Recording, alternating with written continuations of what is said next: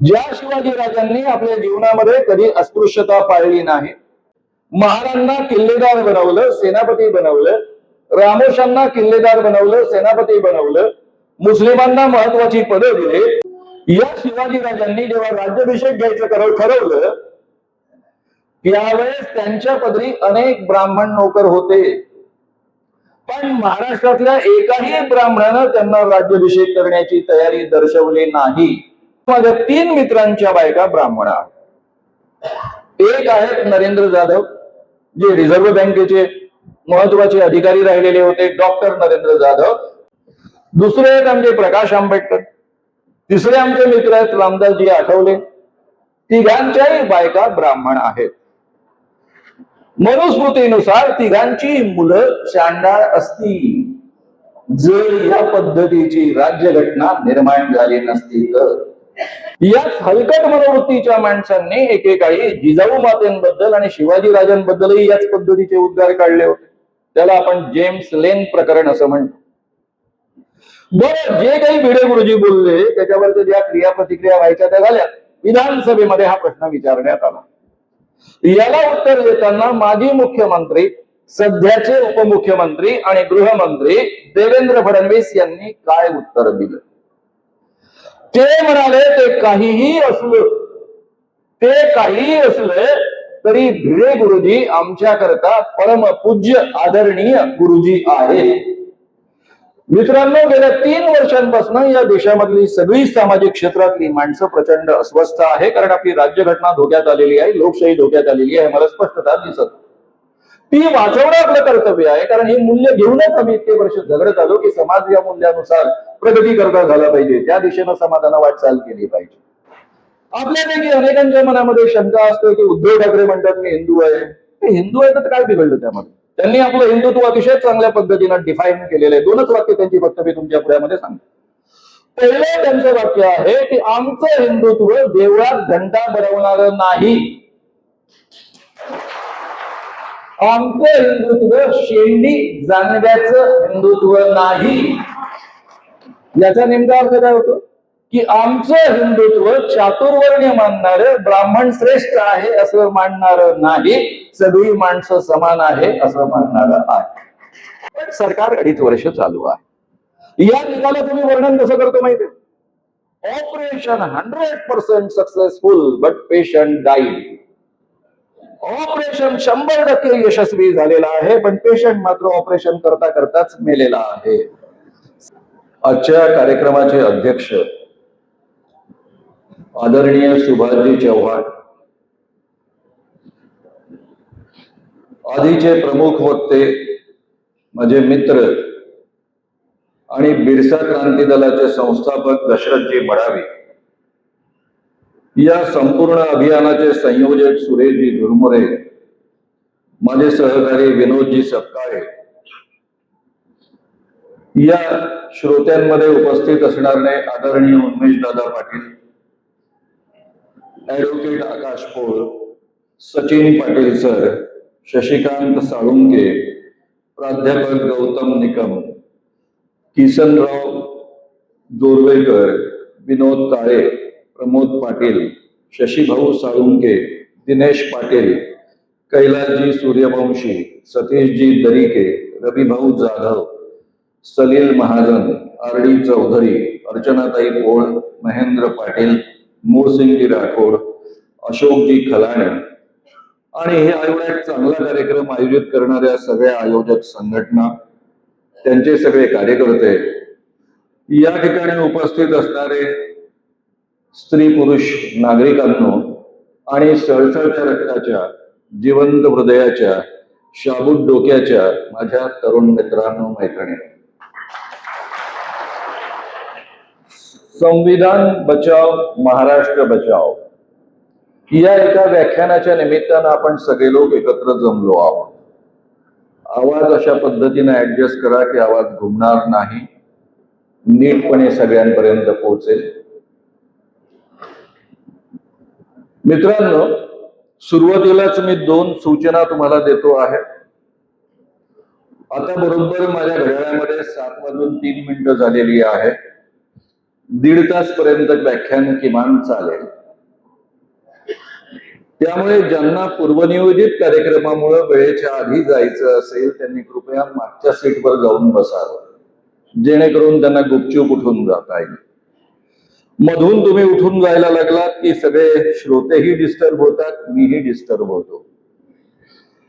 दुसरं, तुम्हा सगळ्यांचं मनापासून अभिनंदन. तुमच्या सगळ्यांकडे एक चांगलं यंत्र आहे ज्याला मोबाईल असं म्हणतात. त्याला आजच्या पुढच्या 1.5 तासाकरता आपला नोकर बनवा, त्याची मालकी संपवा. कृपया त्याला सायलेंट मोडवर टाका. तुम्हाला जर कुणाचा फोन आला तर त्याला तात्काळ उत्तर दिलंच पाहिजे असं नाही. कृपया फोनवर बोलू नका. याचा अर्थ असा आहे की एवढ्या मेहनतीनं एवढ्या संघटनांनी जो कार्यक्रम आयोजित केला, मी मुंबईपासून दूरपासून इथपर्यंत येतो आहे तुमच्याशी बोलण्यासाठी. या सगळ्यांपेक्षा ते बोलणं जास्त महत्वाचं आहे. आणि एवढं महत्वाचं बोलणं मग एकट्याने का करायचं, आपण सगळ्यांनी का ऐकू नये, म्हणून मी इथला माईक त्यांच्यापर्यंत पाठवून देईन. त्यामुळे कृपया बोलू नका. जे काही उत्तर पाठवायचं असेल ते SMS ने पाठवा. या दोन प्रकारची काळजी आपल्याला घ्यायची आहे. मित्रांनो, गेल्या वर्षी नागपूरमध्ये धीरेंद्र कृष्ण महाराज नावाचे एक महाराज आले होते. त्यांचे विविध प्रकारचे दावे होते. त्याला आपण आव्हान दिलं, त्यांच्याबद्दल काही कायदेशीर तक्रारी दाखल केल्या. हे सगळं देशभरचं युद्ध सुरू असताना मला अनेकांचे फोन यायचे. त्यामध्ये हरिद्वारच्या एका महंतांचा फोन आला.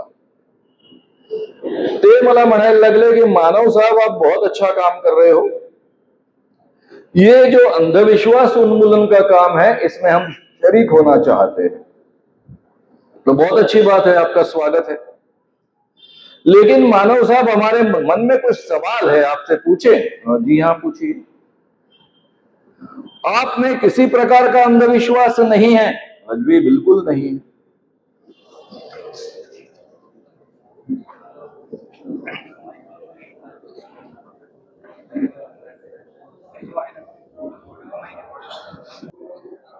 आप में किसी प्रकार का अंधविश्वास नहीं है? मी म्हणालो जी नहीं है. आपने संविधान पढ़ा है? जी हाँ, पढ़ा है. संविधान की प्रिएम्बल जो है, प्रस्तावना है, उसको पढ़ा है? जी हाँ, पढ़ा है. ये प्रिएम्बल में, प्रस्तावना में लिखा है, वी द इंडियन पीपल, हम भारतीय लोग.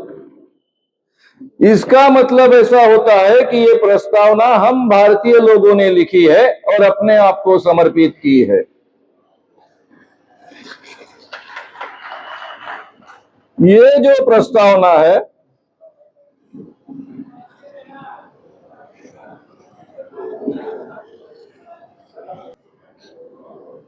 तो मैंने सवाल पूछा,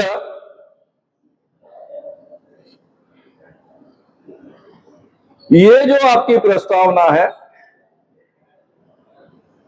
प्रिएम्बल है, इसका मतलब ऐसा होता है कि हम भारतीयों ने इसे लिखा है, यानी पूरा संविधान हम भारतीयों ने लिखा है और हम भारतीयों ने अपने आप को, यानी भारतीय लोगों को समर्पित किया है.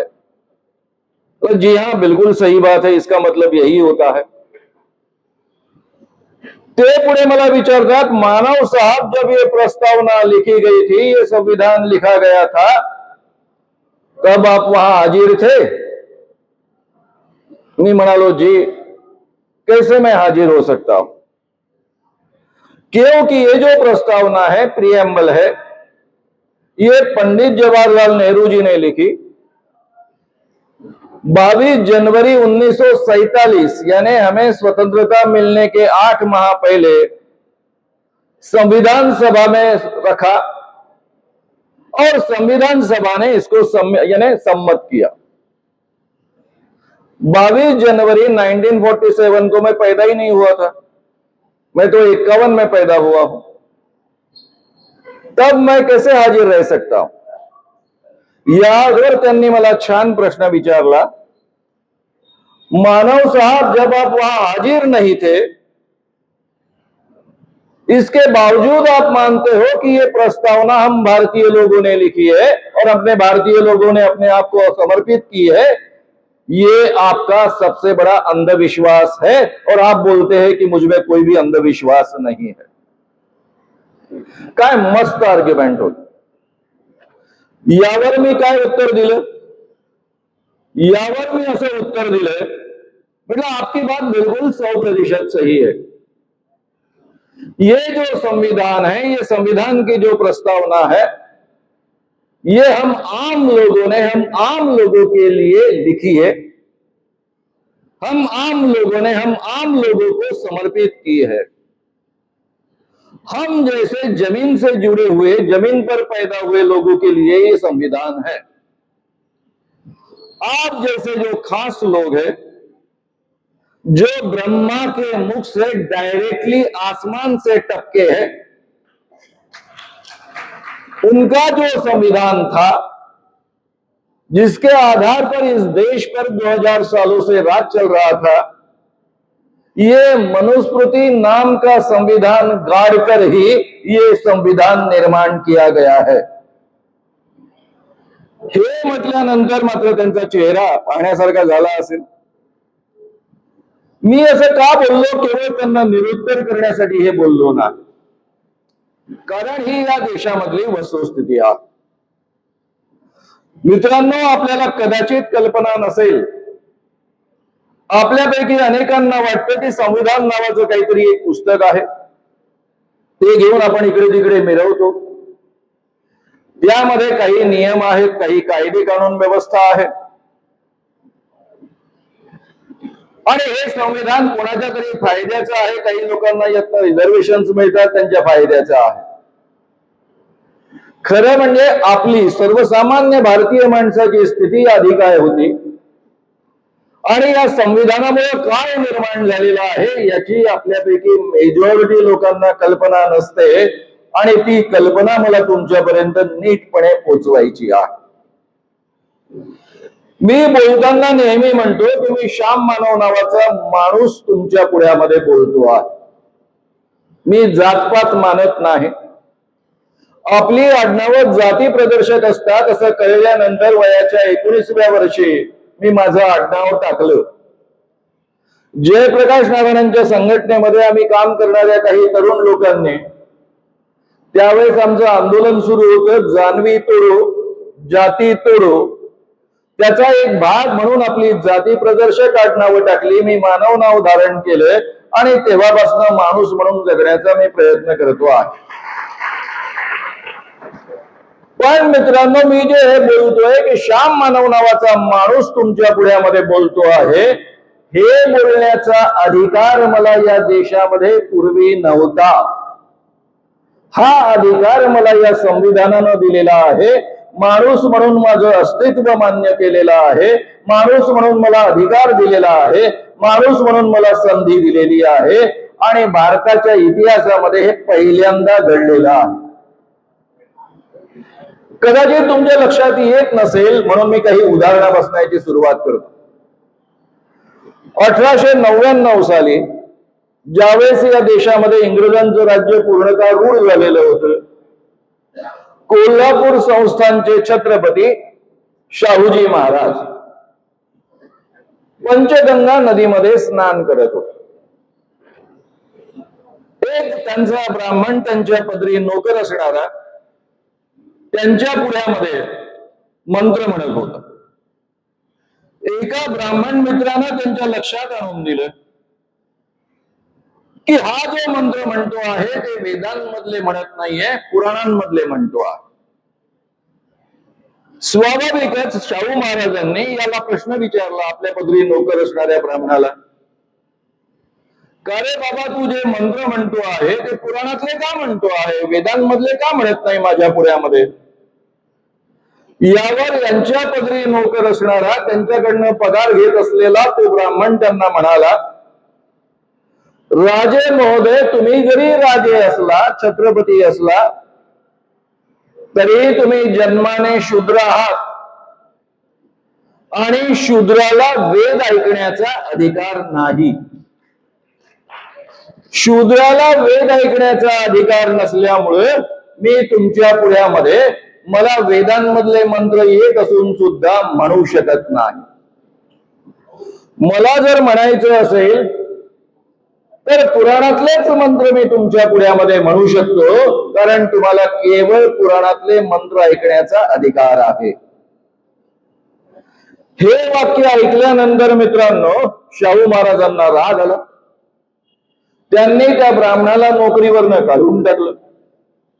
अख्ख्या महाराष्ट्रामध्ये आग लागली, पुण्यामध्ये प्रचंड मोठी आग लागली आणि संपूर्ण जी चर्चा सुरू झाली की क्षत्रिय आहेत शाहू महाराज की शूद्र आहेत, याचं उत्तर देताना प्रत्यक्ष शिवाजी महाराजांच्या बाबत काय बोललं गेलं तेही जरा तुम्हाला समजून घ्यावं लागेल.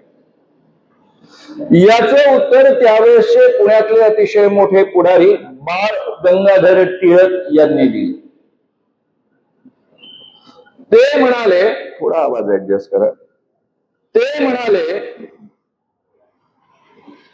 की शाहू महाराज शूद्र आहे की क्षत्रिय आहे याबद्दल चर्चा करण्यात काही अर्थ नाही, ही चर्चा निरर्थक आहे. कलियुगामध्ये फक्त दोनच वर्ण शिल्लक आहेत. आमच्या धर्मानुसार कलियुगामध्ये एक ब्राह्मण धर्म ज्याने ब्राह्मण वर्ण शिल्लक आहे आणि बाकी सारेच्या सारे ब्राह्मण वगळता शूद्र आहे.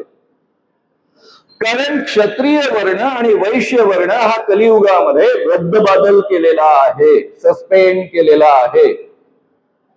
त्यामुळे शाहू महाराज हे शूद्रच आहेत आणि शूद्रांना वेद ऐकण्याचा अधिकार नाही, हा धर्मसंमत प्रकार आहे. आणि त्यांनी जे कृत्य केलं ब्राह्मणाने ते धर्मसंमत कृत्य केलेलं आहे, तो आपल्या धर्मानुसार वागलेला आहे.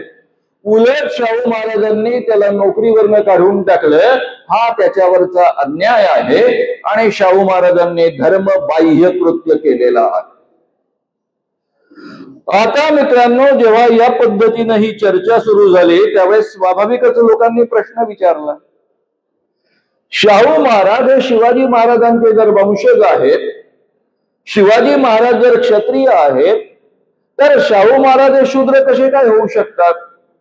यावर लोकमान्य टिळक, नंतर ज्यांना लोकमान्य हे नाव चिकटलं, त्या लोकमान्य टिळकांनी दिलेलं उत्तर कृपया जरा समजून घ्या.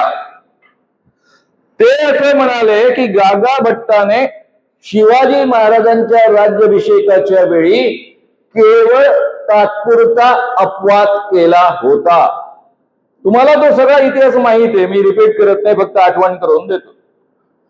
ज्या शिवाजी राजांनी आपल्या जीवनामध्ये कधी अस्पृश्यता पाळली नाही, वेगवेगळ्या जाती धर्माच्या लोकांसोबत भोजन घेत असत, आपल्या सुराज्यामध्ये त्यांना सामील करून घेतलं, महारांना किल्लेदार बनवलं, सेनापती बनवलं, रामोशांना किल्लेदार बनवलं, सेनापती बनवलं, मुस्लिमांना महत्वाची पदं दिली, त्यांना मोठमोठ्या जागा दिल्या, सगळ्या 18 पगड जातीच्या लोकांना सोबत घेऊन समानतेची वागणूक देऊन, वेगवेगळ्या धर्माच्या लोकांना सोबत घेऊन हे सर्वसामान्य रयते करता एक सुराज्य निर्माण केलं आणि म्हणून आपण शिवाजी राजांना एवढं मानतो.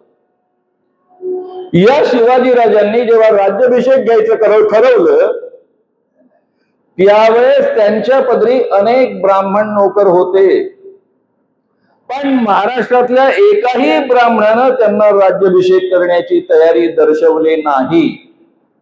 कारण मनुस्मृतीमध्ये वचन आहे, शूद्र राजा बनता कामा नये, आणि ज्या ठिकाणी शूद्र राजा असतो त्या ठिकाणी ब्राह्मणांनी वास करता कामा नये, म्हणजे ब्राह्मणांनी त्या ठिकाणी उपस्थित सुद्धा असता कामा नये.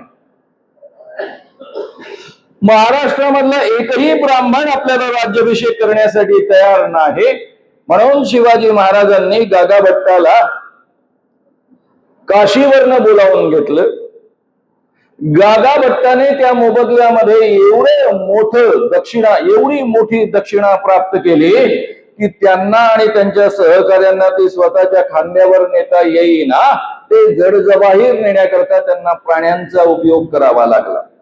आता ही घटना तुम्हाला सगळ्यांना माहिती आहे, फक्त मी तुम्हाला आठवण करून दिली. या घटनेविषयी 1899 साली लोकमान्य टिळक म्हणतात, गागा भट्टाने शिवाजी महाराजांकरता राज्याभिषेक करण्यावेळी तात्पुरता अपवाद केला होता, म्हणजे त्यांना तात्पुरतं क्षत्रिय बनवलं होतं. आणि पुढचं त्यांचं वाक्य आहे, शिवाजी महाराजांचे सगळे वंशज शूद्रच आहेत. कारण पुन्हा तेच वाक्य रिपीट केलं, कलियुगामध्ये केवळ 2च वर्ण असतात, एक ब्राह्मण आणि बाकी शूद्र. आता मित्रांनो, आपल्यापैकी अनेक लोक छात्या फुगवून हिंडत असतात, आम्ही 96 कुळी अमुक तमुक तमुक बोलत असतात. आपली योग्यता या देशामध्ये नेहमी शूद्र म्हणून राहिलेली आहे. मी तुम्हाला एक साधा प्रश्न विचारतो. समजा लोकमान्य टिळकांच्याच विचारांच्या नेतृत्वाखाली काँग्रेस पुढे वाढत गेली असती. कारण पुढे लोकमान्य टिळक भारतातले सर्वोच्च काँग्रेसचे नेते बनले होते. त्यांच्याच विचारांनी ही काँग्रेस वाढत गेली असती. 1947 साली त्यांच्याच विचारांच्या नेतृत्वाखाली या देशाला स्वातंत्र्य मिळालं असतं आणि कदाचित या देशाची राज्यघटना निर्माण झाली असती, तर अतिशूद्र जातीमध्ये जन्मलेले डॉक्टर बाबासाहेब आंबेडकर संविधान सभेमध्ये राज्यघटना लिहिण्यासाठी बसू तरी शकले असते काय, याचा जरा शांतपणे विचार करा. जर ही राज्यघटना निर्माण झाली नसती आणि इथे कोणाचंही राज्य असतं, मोदींचं राज्य असतं, आणखी कुणाचं राज्य असतं, तर मला बोलताना बोलावं लागलं असतं, श्याम मानव नावाचा एक शूद्र तुमच्या पुढ्यामध्ये बोलतो आहे. कारण मी एका शेतकऱ्याचा मुलगा असल्यामुळं, ब्राह्मण कुटुंबामध्ये जन्म घेतलेला नसल्यामुळं स्वाभाविकच माझी ओळख केवळ शूद्र अशी या देशामध्ये राहिलेली आहे. मित्रांनो, यामध्ये एक अतिशय महत्वाचं परिवर्तन झालं. 1 ऑगस्ट 1920 साली लोकमान्य टिळकांचा मृत्यू झाला. त्यावेळी काँग्रेसचं अधिवेशन नागपूरला भरायचं नक्की झालेलं होतं. लोकमान्य टिळक त्याचे अध्यक्ष असणार होते. महात्मा गांधी आफ्रिकेमधनं 1915 मध्ये भारतामध्ये आले होते. 5 वर्ष भारतामध्ये ते काम करत होते. त्यांचं काम पाहून स्वाभाविकच काही लोकांनी सुचवलं आणि त्या अधिवेशनाचे महात्मा गांधी अध्यक्ष झाले. 25 डिसेंबर 1920 ला नागपूरमध्ये याच काँग्रेस अधिवेशनामध्ये अंत्य संमेलन आयोजित करण्यात आलेलं होतं. त्यामध्ये महात्मा गांधी बोलताना सुरुवात करतात, मैं एक हिंदू हूं, मैं रूढ़िवादी हिंदू होने का दावा करता हूं, मैं एक सनातनी हिंदू हूं. 3 वाक्य वापरले, मैं हिंदू हूं, रूढ़िवादी हिंदू हूं और सनातनी हिंदू. लेकिन मेरे धर्म में जो छुआछूत की प्रथा है वो सबसे बड़ा पाप है और इस पाप को मिटाना मैं अपना कर्तव्य मानता हूं. और इसलिए मैं ये भी कहता हूं कि जो व्यक्ति जाति के आधार पर भेद करता है, उच्चता और नीचता मानता है, ऐसा इंसान कभी सनातनी हिंदू नहीं हो सकता. आता जेव्हा गांधी हे बोलले तर गांधींना ऐकणारे सगळे लोक त्यावेळेस तर जुन्याच काँग्रेसमधले होते. मेजॉरिटी लोक त्यावेळेस 99% लोक उच्चभ्रू होते. शेवटी शिक्षणाची उत्तम संधी कोणाला मिळणार या देशामध्ये? इंग्रजांचं शासन असलं तरी बॅरिस्टर कोण होणार, मोठमोठ्या पदांवर कोण असणार? त्यावेळेस सुरुवातीला काँग्रेसमध्ये अशी उच्चभ्रू मंडळीच काँग्रेसमध्ये होती. त्यांनी गांधींना प्रतिप्रश्न विचारायला सुरुवात केली. ते म्हणाले, गांधी जी आप कहते हो भगवत गीता को बहुत मानते हो, उनके वचन हमको कई बार सुनाते हो, भगवत गीता में ये बात कही है, मनुस्मृति में ये बात कही है और वेदों में भी ये बात कही है. वेदांमधल्या ऋग्वेदामधल्या पुरुष सूक्तामध्येही हे म्हटलेलं आहे. काय म्हटलेलं आहे? ब्रह्म्याच्या मुखातनं ब्राह्मणांचा जन्म झाला, बाहूंमधनं क्षत्रियांचा जन्म झाला, बाहूंमधनं क्षत्रियांचा जन्म झाला, मांड्यांमधनं वैश्यांचा जन्म झाला आणि पायांमधनं शूद्रांचा जन्म झाला. हे या धर्माचं धर्मवचन आहे. आणि असं असताना तुम्ही असं कसं म्हणता? यावर महात्मा गांधींनी दिलेलं उत्तर फार विचित्र आहे. कल्पना करा, अजून महात्मा गांधी काँग्रेसचे नेता बनायचे आहेत, त्यांना या देशाला स्वातंत्र्य मिळवून द्यायचं आहे. या देशामध्ये 80% हिंदू आहे. ज्या काँग्रेसच्या माध्यमातून त्यांना देशाला स्वातंत्र्य मिळवून द्यायचंय त्यामध्ये 99% हिंदू आहेत. आणि अशा वातावरणामध्ये ते म्हणतात, मेरे धर्मग्रंथों में कुछ भी कहा हो, मेरे सत्सद विवेक को जो जचता है, मानव जाति के लिए जो हितकारक है, वही बातें मैं मानूंगा, स्वीकारूंगा. आणि पुढचं वाक्य तर आणखी भयानक आहे. ते असं म्हणतात, हमारे धर्मग्रंथों में काफी मनगढ़ंत बातें कही गई है, मनगढ़ंत बातें कही गई है. आता हा माणूस कशा प्रकारचा माणूस आहे ती तुम्ही कल्पना करून पहा. आणि मित्रांनो, 1920 पासून महात्मा गांधींना नेतृत्व प्राप्त झालं. त्यांनी काँग्रेस आमूलाग्र बदलली. उच्चभ्रूंची आणि उच्च वर्णीयांची काँग्रेस सर्वसामान्य भारतीयांची बनवली. त्यामध्ये वेगवेगळ्या जाती धर्मांमधल्या लोकांना समाविष्ट केलं, शूद्रांना अतिशूद्रांना समाविष्ट केलं, मुस्लिमांना समाविष्ट केलं, ख्रिश्चनांना, बौद्धांना, जैनांना, पारशांना, शिखांना, सगळ्याच भारतातल्या जनसमुदायाला त्यांनी आपल्या काँग्रेसच्या आंदोलनामध्ये सामावून घेतलं. त्यांना बरोबरीचं स्थान दिलं. आणि ज्या देशामधल्या स्त्रिया कधी घराच्या बाहेर पडत नसत त्या देशामधल्या स्त्रियांना रस्त्यावर उतरवलं. आणि एवढ्या मोठ्या संख्येनं उतरवलं. आणि कोणाच्या विरुद्ध उतरवलं? ज्या इंग्रजांचं शासन संपूर्ण पृथ्वीवर सूर्य मावळत नाही एवढं 6 खंडात पसरलेलं आहे, त्या इंग्रजांच्या तोफांपुढे आणि बंदुकांपुढे या संपूर्ण जनतेला निर्भयपणे उभं केलं. आणि सातत्यानं ही आंदोलनं जी चालत गेली त्यामध्ये 4 महत्वाची मूल्य ते रुजवत गेले. पहिलं मूल्य होतं समानतेचं. आपण कोणत्याही जातीमध्ये आणि धर्मामध्ये जन्माला आलेले असो किंवा आपण कोणत्याही लिंगामध्ये म्हणजे स्त्री किंवा पुरुष म्हणून जन्माला आलेले असो तरी माणूस म्हणून आपण सगळे समान आहोत. दुसरं मूल्य रुजवलं बंधुतेचं. आपण सारे एक दुसऱ्यासोबत बंधुभावानं वागायचं आहे, बंधुप्रेमानं जगायचं आहे. स्वातंत्र्याची आस जागवली. भारतीयांकरता ही अतिशय नवखी गोष्ट होती. तुम्ही म्हणाल या देशामध्ये 700-800 वर्ष मुस्लिमांचं राज्य होतं, इंग्रजांचं 150 वर्ष राज्य होतं. माझा एक संख्याशास्त्राचा प्राध्यापक मित्र मला गमतीनं कधी प्रश्न विचारायचा, या देशामध्ये जेव्हापासून इंग्रज आले आणि देश सोडून गेले 1947 साली तोपर्यंत कधीही 1 लाखापेक्षा अधिक इंग्रज या देशामध्ये नव्हती. 1957 साली ज्यावेळेस इंग्रजांचं एक छत्री राज्य संपूर्ण भारतावर निर्माण झालं त्यावेळेस भारताची लोकसंख्या होती 30 कोटी. 1947 साली लोकसंख्या होती 40 कोटी. म्हणजे 1 लाख इंग्रजांनी 40 कोटी लोकांवर राज्य केलेलं आहे. आता ही संख्या कशी आहे जरा समजून घेऊया आपण. माझा प्राध्यापक मित्र संख्याशास्त्राचा म्हणतो की भारतीयांना काही करायची गरज नव्हती. 40 कोटी भारतीय सकाळच्या वेळी उठल्या उठल्या त्यांनी सू जरी केली असती तर 40 कोटी लोकांची सू इतकी निर्माण होते की 1 लाख लोक त्यामध्ये बुचकळून मरून जातात, गुदमरून मरून जातात. एवढ्या मोठ्या संख्येवर केवळ 1 लाख लोकांनी राज्य केलेलं होतं. कारण या देशामधल्या लोकांना हा देशच आपला वाटत नव्हता. कुणाचंही राज्य असो, एक शिवाजी महाराजांचं राज्य सोडलं तर त्यांना हे राज्य आपलंच वाटेल.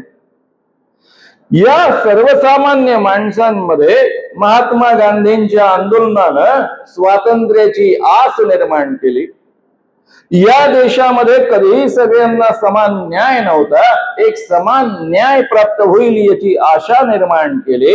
ही चारही मूल्य स्वातंत्र्य आंदोलनामध्ये महात्मा गांधी रुजवत गेले. त्यातूनही स्वातंत्र्य आंदोलनाची चळवळ सर्वसामान्य भारतीयांची चळवळ बनत गेली. आणि मग 1947 साली ज्यावेळेस या देशाला स्वातंत्र्य मिळणार हे निश्चित झालं, राष्ट्रीय सरकार बनणार आणि त्याचे पंतप्रधान पंडित जवाहरलाल नेहरू बनणार हे निश्चित झालं, त्यावेळेस मित्रांनो पंडित जवाहरलाल नेहरूंना गांधींनी बोलावून घेतलं. ते म्हणाले की आता तुमचं जे राष्ट्रीय सरकार बनत आहे त्यामध्ये तुम्ही कृपया डॉक्टर बाबासाहेब आंबेडकरांना लॉ मिनिस्टर म्हणून घ्या. कारण ते जर लॉ मिनिस्टर म्हणून आले तर आता संविधान बनत आहे, त्यामध्ये त्यांचा मोलाचा वाटा असू शकेल. आणि डॉक्टर बाबासाहेब आंबेडकरांचा जर संविधानामध्ये वाटा राहिला तर या देशामधल्या शेवटच्या माणसाला आणि या देशामधल्या स्त्रीला अतिशय योग्य असा न्याय मिळेल. आता मला माहिती आहे की हे सगळं तुमच्याकरता नवं आहे. जब्बार पटेलांचा महाराष्ट्रामध्ये आंबेडकरांवरचा चित्रपट प्रसिद्ध झालेला आहे. त्यामध्ये हा प्रसंग बहुधा इंटरव्हलच्या आधी येतो. तो सुटल्या सुटल्या मी बाहेर आलो आणि जब्बारला म्हणालो तुझ्या हिमतीची दाद दिली पाहिजे, कारण या विषयावर कोणी बोलायची हिंमत करत नाही, हे सांगायची हिंमत करत नाही आणि तू हे जाहीररित्या शासनाच्या फिल्म मध्ये दाखवलेला आहे. तुम्हाला जी दूरदर्शनची मालिका निर्माण झाली संविधानावरची त्यातही पाहायला मिळेल. मित्रांनो, यावर प्रतिप्रश्न पंडित जवाहरलाल नेहरू आणि सरोजिनी नायडू त्यावेळेस होत्या यांनी केला, कारण तोपर्यंत संविधानाचा ड्राफ्ट तयार झालेला होता. राव यांनी त्याच्यावर अंतिम हात फिरवला होता. त्यामध्ये पंडित जवाहरलाल नेहरूंचंही योगदान होतं आणि त्यावेळेसचे जवळपास सगळ्यात मोठे पुढारी हे बॅरिस्टर राहिलेले होते. त्यामुळे संविधान तर आपणही बनवू शकतो. त्यासाठी आंबेडकर ज्यांचं आपलं फारसं सख्य नाही त्यांची काय गरज आहे असा स्वाभाविक प्रश्न विचारला गेला. त्यावर महात्मा गांधी असं म्हणाले की आपल्याला जे संविधान बनवायचं आहे ते काँग्रेसचं बनवायचं आहे की संपूर्ण देशाचं बनवायचं आहे. आणि जर संपूर्ण देशाचं बनवायचं असेल तर आंबेडकरांचा योगदानाचा अत्यंत महत्वाचा वाटा त्यामध्ये असणार आहे. ही गोष्ट पंडित जवाहरलाल नेहरूंना पटली. त्यांनी डॉक्टर बाबासाहेब आंबेडकरांना बोलावून घेतलं. ज्यावेळेस त्यांना हे सांगितलं त्यावेळेस महात्मा गांधी तुमच्याबद्दल काय बोलले हेही सांगितलं आणि ते म्हणाले की तुम्ही माझ्या राष्ट्रीय सरकारमध्ये सामील व्हा. आंबेडकरांचं आणि काँग्रेसचं फारसं सख्य नव्हतं. गांधींबद्दल त्यांचे मतभेद होते आणि तरीही आंबेडकरांनी मोठ्या मनानं ही विनंती मान्य केली, कारण त्यांना माहित होतं की संविधानामध्ये जर मला योगदान देता आलं तर मी या देशामधल्या शेवटच्या माणसांना न्याय देऊ शकेल. आणि या पद्धतीनं बाबासाहेबांची एंट्री झाली. आता अडचण अशी होती की बाबासाहेब संविधान सभेवरच नव्हते. संविधान सभेच्या आधीच निवडणुका झालेल्या होत्या आणि त्या लीगल कायद्यानुसार झालेल्या होत्या. त्यामध्ये अखंड भारतामधनं 389 सदस्य निवडून आले होते. संविधान सभेच्या निवडणुका झाल्यानंतर भारताची फाळणी झाली आणि भारतामधला जो काही भाग गेला तो पाकिस्तान म्हणून जाहीर झाला. डॉक्टर बाबासाहेब ज्या बंगालच्या भागामधनं निवडून आले होते तो भाग पाकिस्तानात गेला. आता डॉक्टर बाबासाहेब आंबेडकरांना संविधान बनवायचे असेल तर त्यात पाकिस्तानचं बनवू शकत होते, ते म्हणजे त्यामध्ये सम्मिलित होऊ शकत होते. भारताच्या संविधानामध्ये ते सम्मिलित होऊ शकत नव्हते. यावर मार्ग काढण्यात आला. मुंबई प्रांतामध्ये एम.आर. जयकर नावाचे एक गृहस्थ निवडून आले होते. त्यांनी राजीनामा दिला किंवा द्यायला लावला, पण त्या ठिकाणी डॉक्टर बाबासाहेब आंबेडकरांना काँग्रेसच्या लोकांनी निवडून आणलं. काँग्रेसच्या लोकांनी निवडून आणलं आणि त्यानंतर रीतसर बाबासाहेब संविधान सभेमध्ये येऊ शकले. तुम्हाला नेहमी सांगितलं जातं की भंडाऱ्याला पाडलं, भंडाऱ्याला पाडलं, भंडाऱ्याला पाडलं. अरे संविधान सभा ही पहिली संसद ज्यातनं संविधान निर्माण झालं त्यामध्ये, कारण या सगळ्या निवडणुका डायरेक्ट नव्हत्या, इनडायरेक्ट निवडणुका होत्या. काही स्वराज्य संस्थांचे पदाधिकारी निवडून देत असत आणि तिथे काँग्रेसचीच माणसं मेजॉरिटीमध्ये होती. त्यांनी डॉक्टर बाबासाहेब आंबेडकरांना निवडून दिलं. पुण्यामधनं म्हणजे मुंबई प्रांतामधनं ते निवडून आले आणि मग या देशामध्ये 1947 15 ऑगस्टला हे लिगल सरकार जे अस्तित्वात आलं. त्यानंतर काही दिवसांनी 29 ऑगस्ट 1947 ला संविधान सभेची जी बैठक झाली त्यामध्ये ड्राफ्टिंग कमिटी गठीत करण्यात आली आणि डॉक्टर बाबासाहेब आंबेडकर त्याचे चेअरमन झाले आणि पुढे 2 वर्षांमध्ये त्यांनी अतिशय मेहनतीनं प्रचंड आपलं डोकं वापरून लोकांसोबत सातत्यानं संवाद करून या पद्धतीचं संविधान निर्माण केलेलं आहे. मित्रांनो, डॉक्टर बाबासाहेब आंबेडकरांचा संविधानामध्ये प्रचंड मोठा वाटा आहे आणि तो सगळ्यात महत्वाचा वाटा जो आहे तो हा आहे की या संविधान सभेमध्ये 299 सदस्य होते. यातले मेजॉरिटी सदस्य काँग्रेसचे होते. गांधींना मानणारे, नेहरूंना मानणारे, ते विचार स्वीकारणारे म्हणजे ही 4 गुण्य स्वीकारणारे मेजॉरिटी काँग्रेसवाले जरी असले तरी त्यामध्ये अनेक लोक टिळकांच्या विचारधारेचे होते. आणि असं असताना सुद्धा बाबासाहेबांनी सगळ्यांना कन्व्हिन्स करत करत हे संविधान एकमताने पारित झालेलं आहे. हे आपण कधीही विसरता कामा नये. हे त्यांचं अतिशय मोठं कौशल्य राहिलेलं आहे. आणि मग हे 4 मूल्य मानणारं हे संविधान तुमच्या माझ्या वाट्याला आलेलं आहे. ज्या संविधानामध्ये तुम्ही कोणत्याही जातीमध्ये जन्माला आलेला असाल, कोणत्याही धर्मामध्ये जन्माला आलेला असाल, कोणत्याही लिंगामध्ये जन्माला आलेला असाल तरी तुम्हाला समान सन्मान आहे, समान अधिकार आहे, समान कायदा लागू होतो आहे. एवढेच नव्हे तर बंधुभावानं आपल्याला जगायचं आहे.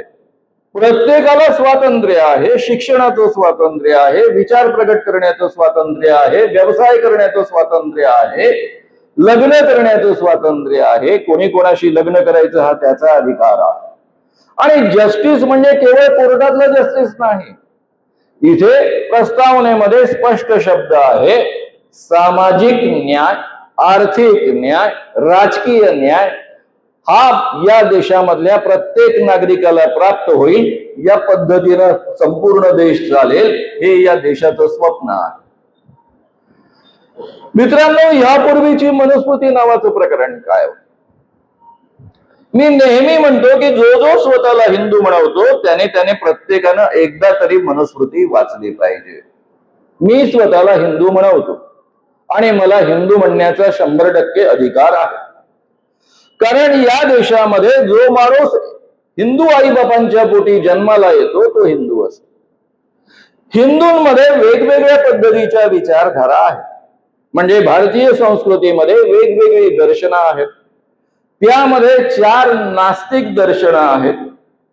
एक चार्वाक दर्शन ज्यामध्ये ते देव मानत नाही आणि वेदही मानत नाही. दुसरं लोकायत दर्शन, त्यामध्येही ते देव मानत नाही आणि वेदही मानत नाही. बौद्ध दर्शन, जैन दर्शन, एकेकाळी ही नास्तिक दर्शनं मानली जायची. आजच्या अवस्थेवरनं तुम्ही अंदाज करू नका. त्याशिवाय जी 6 आस्तिक दर्शनं मानली जायची त्यामध्ये एक सांख्य दर्शन आहे जे वेद मानत, वेद प्रामाण्य मानत पण देव मानत नाही. म्हणजे त्या अर्थानं पाहिलं तर आपल्या भाषेनुसार तेही नास्तिक आहेत पण ते वेद मानतात म्हणून त्याला आस्तिक दर्शन म्हटलं जातं. म्हणजे जे स्वतःला हिंदू म्हणत होते, हिंदू हा शब्द नंतर आलेला आहे, जे लोक स्वतःला भारतीय म्हणत होते किंवा जे काही म्हणत होते त्या काळामध्ये त्याचा अर्थ असा होता, सनातनी म्हणत होते, त्याचा अर्थ वेगवेगळ्या विचारधारा बाळगणारे लोक स्वतः वेगवेगळे विचार एकत्र बाळगत असून सुद्धा स्वतःचं अस्तित्व एक मानत होत. आणि त्यामुळे मला हिंदू म्हणण्याचा 100% अधिकार आहे. आता मित्रांनो, मनुस्मृतीमध्ये नेमकं काय होतं, ज्याबद्दल एवढं सातत्यानं बोललं जातं, आपण सारखं बोलतो, हे मनुवादी विचारांचे म्हणजे नेमकं काय आहे. मनुस्मृतीमध्ये काही 2-4च फक्त उदाहरणं मी तुमच्या पुढ्यामध्ये ठेवणार आहे. ब्राह्मणों की सेवा करना शूद्रों का मुख्य कर्म है.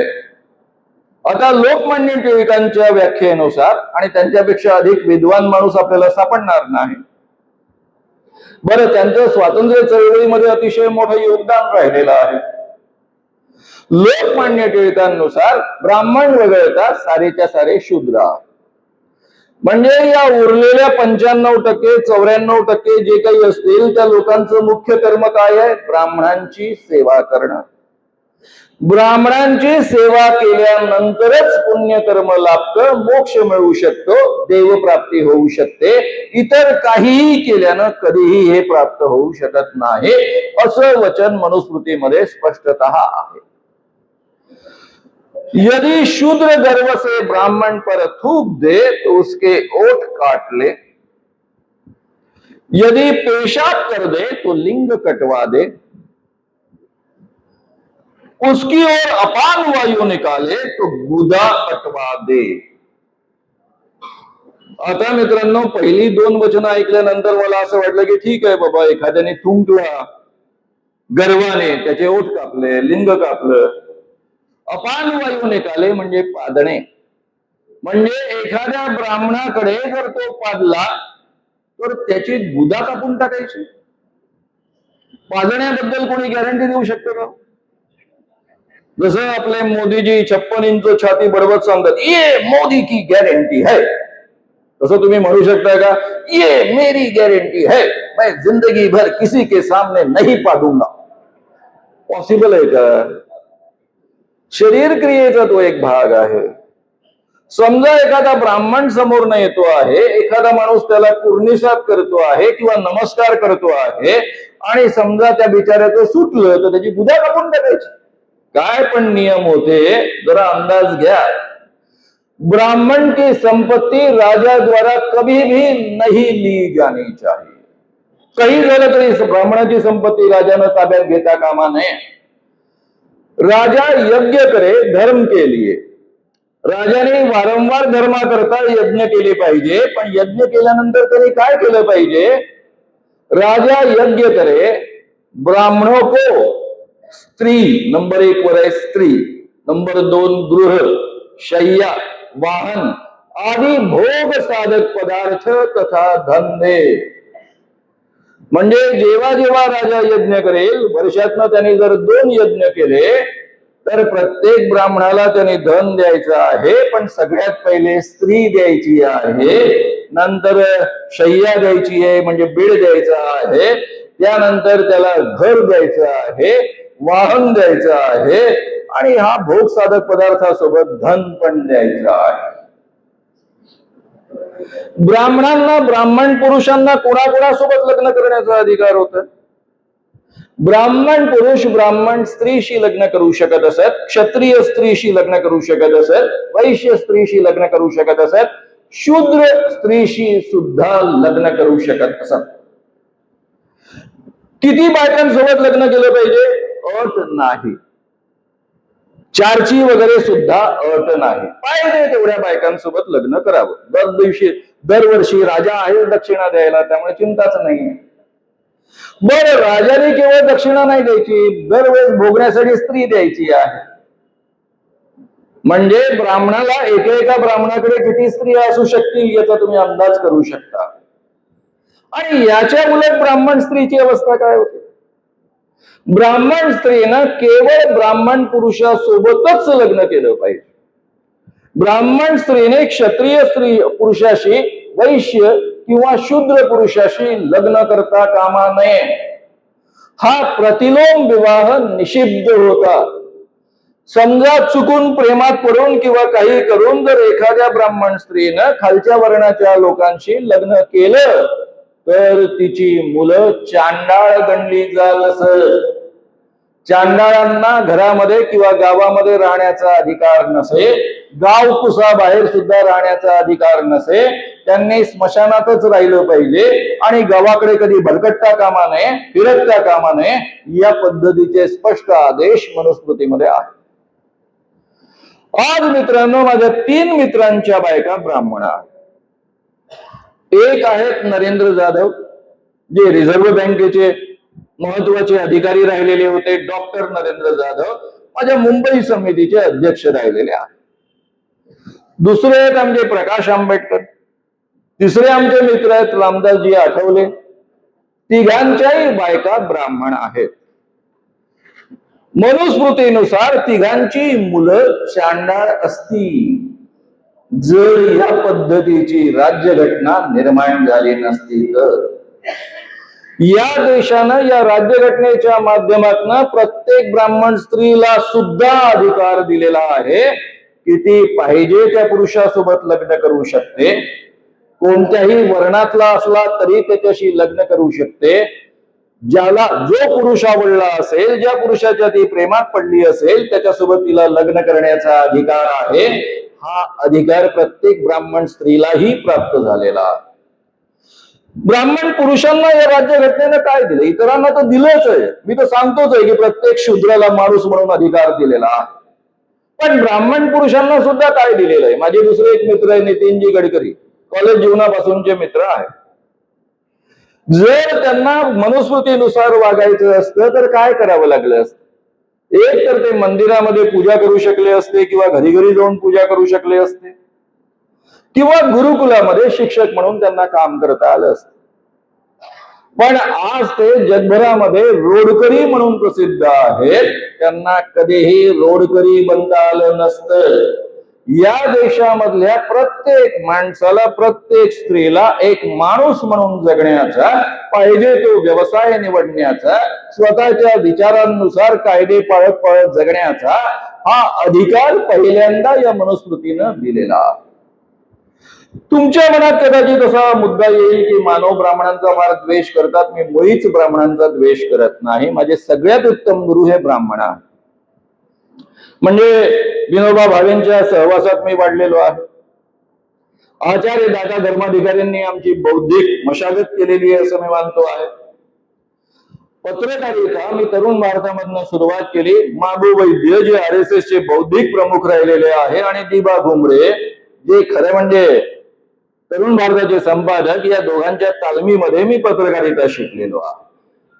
माझे विचार जरी वेगळे असले तरी कोणाच्याच जातीवरनं मी कोणाचा द्वेष करत नाही. आणि केवळ एखादा माणूस विशिष्ट जातीमध्ये जन्मला म्हणून त्याला ती जात मी चिकटवत नाही. कारण आपल्या हातात नाही आपण कुठे जन्माला यायचं. मी थोडंच ठरवलं होतं एका शेतकऱ्याच्या कुठे जन्माला यायचं. तुम्ही थोडंच ठरवलं इथे जन्माला यायचं. आपला जन्म अपघातानं होतो कारण ही सोसायटी आपण निर्माण केलेली आहे, जाती आपण निर्माण केलेल्या आहेत. या निमित्तानं गाडगे महाराजांचं एक वाक्य तुम्हाला आठवावं, सांगावं असं वाटतं. गाडगे महाराज जाहीर लोकांना विचारायचे, का रे तू कोण वय रे? समोरचा माणूस म्हणायचा मी महार रे. आणि तू कोण वय रे? मी मराठा रे. आणि तू कोण वय रे? मी बामण रे. आणि तू कोण? मी माळी. मग गाडगे महाराज म्हणायचे, अरे हा महार, हा बामण, मला वाटलं हा बामण आहे. एवढा मोठा माणूस, याले किमान 4 डोळे असत. हा मराठा तर लई तालेवार, याले किमान 3 डोळे असत. अरे मी पाहतो तर साऱ्याले 2च डोळे, 2च हात, 2च पाय, एकच नाक, साऱ्याचा जन्म एकाच मार्गानं. अरे बाबा, देवानं नाही या जाती निर्माण केल्या, या जाती माणसानं निर्माण केल्या. आतापासून विचारलं तुम्ही कोण होय तर काय सांगा? मी माणूस वय, मी माणूस वय. एकही वर्ग न शिकलेले गाडगे महाराज हे सांगायचे. त्यामुळे मित्रांनो, एखादा माणूस ब्राह्मण कुटुंबामध्ये जन्माला आला पण तो स्वतःला इतर माणसांच्या बरोबरीचा समजत असेल, सगळी माणसं समान आहेत असं मानत असेल, तर त्याला आपण ब्राह्मण मानता कामा नये. आणि एखादा माणूस ब्राह्मण कुटुंबामध्ये जन्माला न येता दुसऱ्या जातीमध्ये जन्माला आलेला असेल आणि तो असं मानत असेल की मी अमुक जातीमधला आहे त्यामुळे मी इतरांपेक्षा श्रेष्ठ आहे, ब्राह्मण माझ्यापेक्षा श्रेष्ठ आहे, तर हा ब्राह्मणी मनोवृत्तीचा माणूस आहे, हा मनुवादी मनोवृत्तीचा माणूस आहे, म्हणून आपण त्याचा निषेध केला पाहिजे. या पद्धतीनं आपण जातींकडे पाहायला आजच्या काळामध्ये शिकलं पाहिजे. आता मित्रांनो, आणखी एक दोन तुम्हाला सांगतो. शूद्र की हत्या, तुमची माझी किंमत या देशामध्ये काय होती?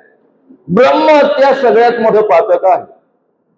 काही झालं, दुनिया इकडची तिकडे गेली, ब्राह्मणाने काही केलं तरी कधीही ब्रह्महत्या करायची नाही, ब्राह्मणाला मृत्यूदंडाची शिक्षा द्यायची नाही, असे स्पष्ट आदेश होते राजांना.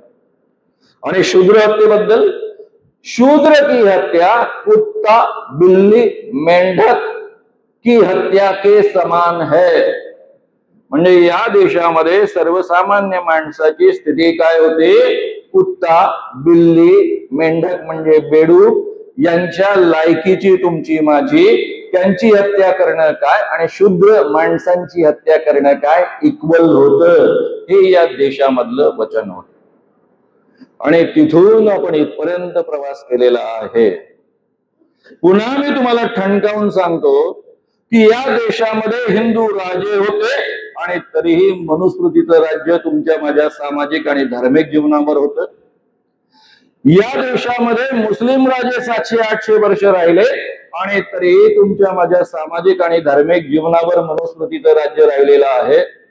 या देशामध्ये अत्यंत आधुनिक असणारे इंग्रज 150 वर्ष राज्य करत होते आणि त्यांच्याही राज्याच्या काळात तुमच्या माझ्या सामाजिक आणि धार्मिक जीवनावर मनुस्मृतीचं राज्य राहिलेलं आहे. म्हणूनच शाहू महाराजांना या पद्धतीनं सहन करावं लागलेलं आहे. पहिल्यांदा या पद्धतीचा अधिकार आपल्याला प्राप्त झालेला आहे.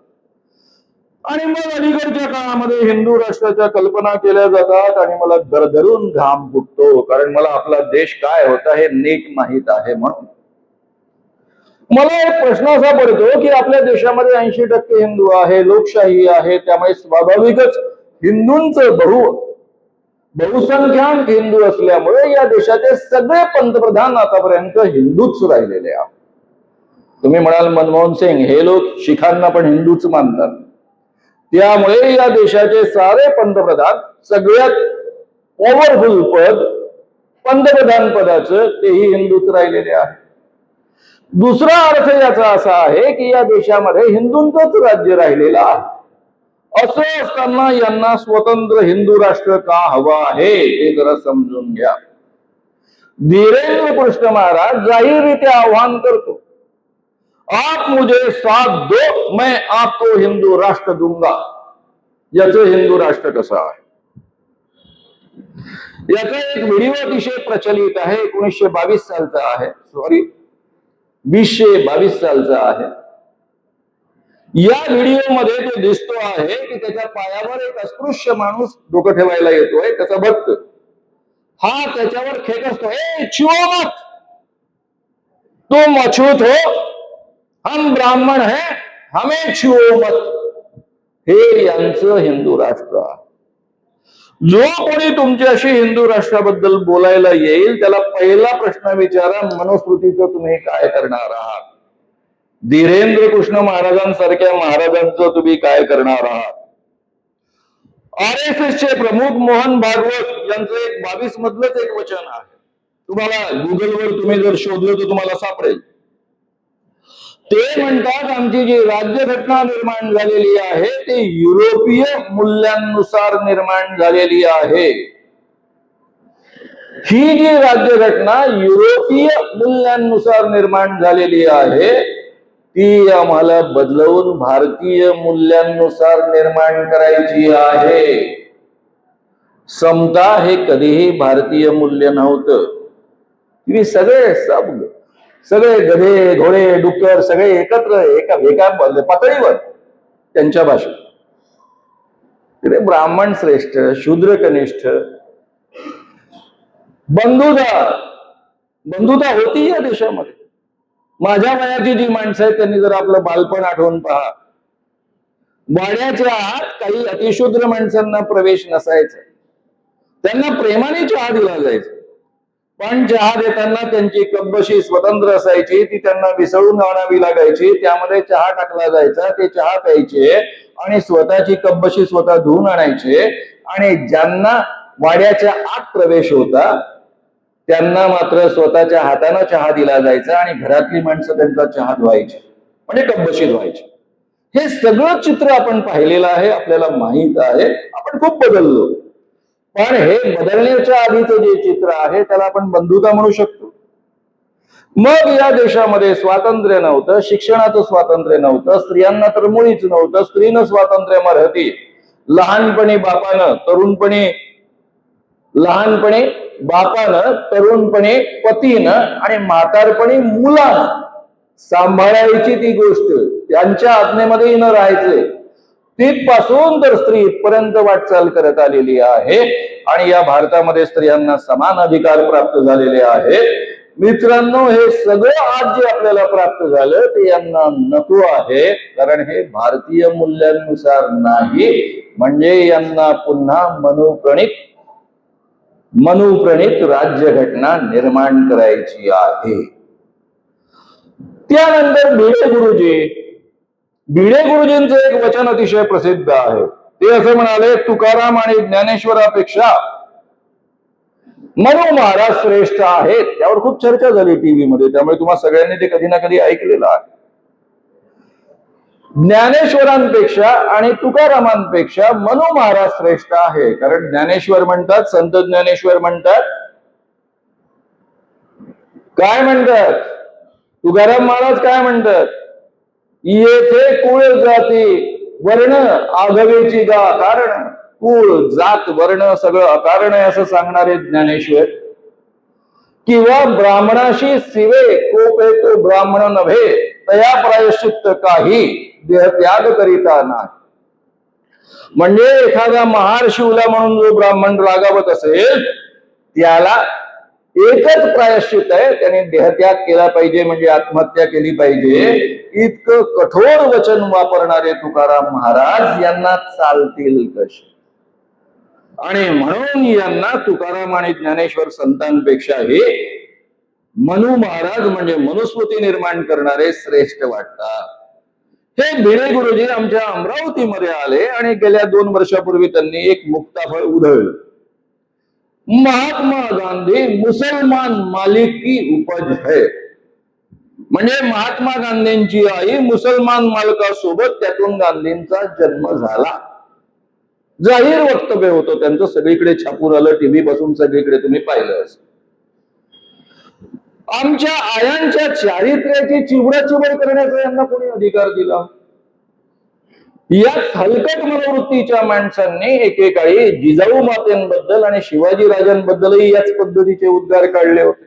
त्याला आपण जेम्स लेन प्रकरण असं म्हणतो. बरं, जे काही भिडे गुरुजी बोलले त्याच्यावरच्या ज्या क्रिया प्रतिक्रिया व्हायच्या त्या झाल्या. विधानसभेमध्ये हा प्रश्न विचारण्यात आला. याला उत्तर देताना माजी मुख्यमंत्री, सध्याचे उपमुख्यमंत्री आणि गृहमंत्री देवेंद्र फडणवीस यांनी काय उत्तर दिलं? ते म्हणाले, ते काहीही असलं तरी भिडे गुरुजी आमच्याकरता परमपूज्य आदरणीय गुरुजी आहेत. इतक्या हलकट मनोवृत्तीच्या माणसांचं हलकट मनोवृत्तीद्वारा समर्थन करणारे देवेंद्र फडणवीसांसारखी माणसं सरकारमध्ये राहिली पाहिजे की त्यांना आपण हकललं पाहिजे? आपण प्रत्यक्षामध्ये त्यांना हकललं. महात्मा गांधी कोणी रस्त्यावर चालणारा ऐरागेरा माणूस आहे का? या देशाचा राष्ट्रपिता आहे. या देशाला स्वातंत्र्य मिळवून देण्यामध्ये मोलाचा वाटा उचललेला आहे. ही 4 मूल्य रुजवण्यामध्ये मोलाचा वाटा उचललेला आहे. अशा माणसाबद्दल तुम्ही इतके अनुदार उद्गार काढता, दुसऱ्यांच्या आईच्या चारित्र्याची चिवडाचिवड करता आणि त्याचं तुम्ही समर्थन करता. ही तुमची जी मनोवृत्ती आहे ती या देशामध्ये चालता कामा नये, हे आपण लक्षात घेतलं पाहिजे. मित्रांनो, यांना मी शेठजी भटजींचं राज्य असं म्हणत असतो. का असं म्हणतो त्याचं कारणही तुम्ही जरा समजून घ्या. 1975 साली जून मध्ये 25 जूनला आणीबाणी लागू झाली. 26 जूनला आम्ही पोस्टर्स लावले, जेलमध्ये गेलो, 10 महिने जेलमध्ये काढावे लागले. जेलमधनं सुटलो, पुढे 10 महिने इकडे तिकडे वावरत होतो. 1977 साली इंदिरा गांधींनी आणीबाणी उठवली. विदर्भामध्ये त्यावेळेस दोनच पक्ष होते. एक हा ज्याला जनसंघ म्हणतात, त्यावेळेस आम्ही त्यांना शेटजी भटजीची पार्टी असं म्हणायचो, आणि दुसरा होता जामवंतरावांचा फॉरवर्ड ब्लॉक. या दोन पक्षांना आम्ही एकत्रित घेऊन जनता पार्टीचं गठन केलं. 77 साली इंदिरा गांधींच्या विरुद्ध दणकून प्रचार केला. 78 साली विधानसभेमध्ये काँग्रेसच्या विरुद्ध दणकून प्रचार केला. नगर परिषदांच्या निवडणुकांमध्ये दणकून प्रचार केला. तिन्ही ठिकाणी सत्ता बदल झाला आणि त्यानंतर मी निवडणुकीच्या राजकारणापासून अलिप्त राहिलो. आम्हाला असं वाटत होतं की ही माणसं आता जनता पार्टीमध्ये आलेली आहे, जयप्रकाश नारायणच्या विचारांनीही बदलता आहे. पण 1984 साली जनता पार्टीमधनं बाहेर पडली. त्यांनी बीजेपी नावाचा पक्ष स्थापन केला. 84 साली यांचे दोनच खासदार निवडून आले. यांच्या लक्षात आलं की पुन्हा जर आपल्याला उभं राहायचं असेल तर गांधींच्या किंवा जयप्रकाशांच्या विचारांनी आपल्याला पुढे जाता येणार नाही. म्हणून यांनी पुन्हा आपलं सांप्रदायिक मूळ स्वरूप बाहेर काढलं. अयोध्या मथुरा काशी लेकर रहेंगे या पद्धतीचा नारा दिला. त्यांचं आंदोलन त्या दिशेनं सुरू झालं. 1990 साली विश्वनाथ प्रताप सिंगांनी मंडल आयोग लागू केला आणि या देशामध्ये ओबीसींना म्हणजे विद्यार्थी म्हणून सुद्धा आणि इकडे नोकऱ्यांमध्ये सुद्धा रिझर्वेशन्स मिळायला लागले. हे रिझर्वेशन्स मिळायला लागले. या मंडलला उत्तर देण्यासाठी त्यांनी आपलं कमंडल अधिक तीव्र केलं. सोमनाथ पासून अवघ्या काही महिन्यांमध्येच सोमनाथ पासून त्यांनी रथयात्रा सुरू केली. त्याची परिणती 6 डिसेंबर 1992 ला बाबरी मस्जिद पडण्यामध्ये झाली. 6 डिसेंबरला बाबरी मस्जिद कोसळली आणि देशभर दंगली उसळल्या. त्यामध्ये 2000 माणसं मारली गेली. आमच्या एकट्या मुंबईमध्ये 900 माणसं मारली गेली. मुंबईमध्ये तेव्हापासून मी मुंबईत राहतोय 90 सालापासून. मुंबईमध्ये तब्बल 50 दिवस हिंदू मुस्लिम दंगली सुरू होत्या. संपूर्ण मुंबई असुरक्षित होती. मुंबईमधल्या दंगली थांबत नाही म्हणून केंद्रामध्ये संरक्षण मंत्री असणारे शरद पवार यांना महाराष्ट्रामध्ये मुख्यमंत्री म्हणून पाठवण्यात आलं. आणि शरद पवार आल्यानंतर मंत्रालयात आल्या बसले आणि 72 तासांमध्ये संपूर्ण मुंबई मधल्या दंगली आटोक्यात आल्या. हे या माणसाचं सामर्थ्य राहिलं. त्यानंतर प्रतिक्रिया म्हणून मुंबईमध्ये बॉम्बस्फोट झाले. या बॉम्बस्फोटामध्ये 257 माणसं डायरेक्टली मारली गेली आणि 1400 पेक्षा अधिक माणसं जखमी झाली. दुसरा प्रसंग गुजरातमध्ये 2001 मध्ये मोदी मुख्यमंत्री झाले. 2002 मध्ये गोथरा कांड घडले. गुजरातमध्ये अतिशय तीव्र हिंदू मुस्लिम दंगली झाल्या. त्यामध्ये 2000 पेक्षा अधिक माणसं मारली गेली.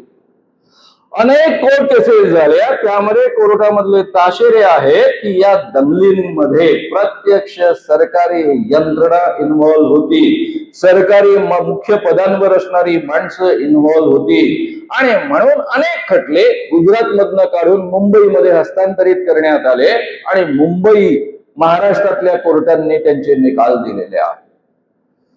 या माणसांनी या देशामध्ये हिंदू मुस्लिमांमध्ये द्वेषाचं वातावरण निर्माण करून मोठ्या प्रमाणावर सांप्रदायिक वातावरण निर्माण करून अनेक माणसांचे बळी गेले. प्रेतांच्या ढिगाऱ्यावरनं हे सत्तेचा सोपान चढलेले आहे. हे आपण कधीही विसरता कामा नये. हा यांचा इतिहास आहे. मित्रांनो, यांनी नव्या संसद भवनाचं उद्घाटन केले आमच्या मोदींनी. तुम्ही ते सगळ्यांनी टीव्हीवर पाहिलेलं आहे. मोदींनी स्वतःला सेंगोल अर्पण करून घेतला. हा काय प्रकार आहे? दक्षिणेमधला चौल वंशीय सम्राट एका सम्राटाने दुसऱ्या सम्राटाला जेव्हा आपली गादी हस्तांतरित करत असे तेव्हा सेंगोलच्या माध्यमातून ते हस्तांतरण होत असे.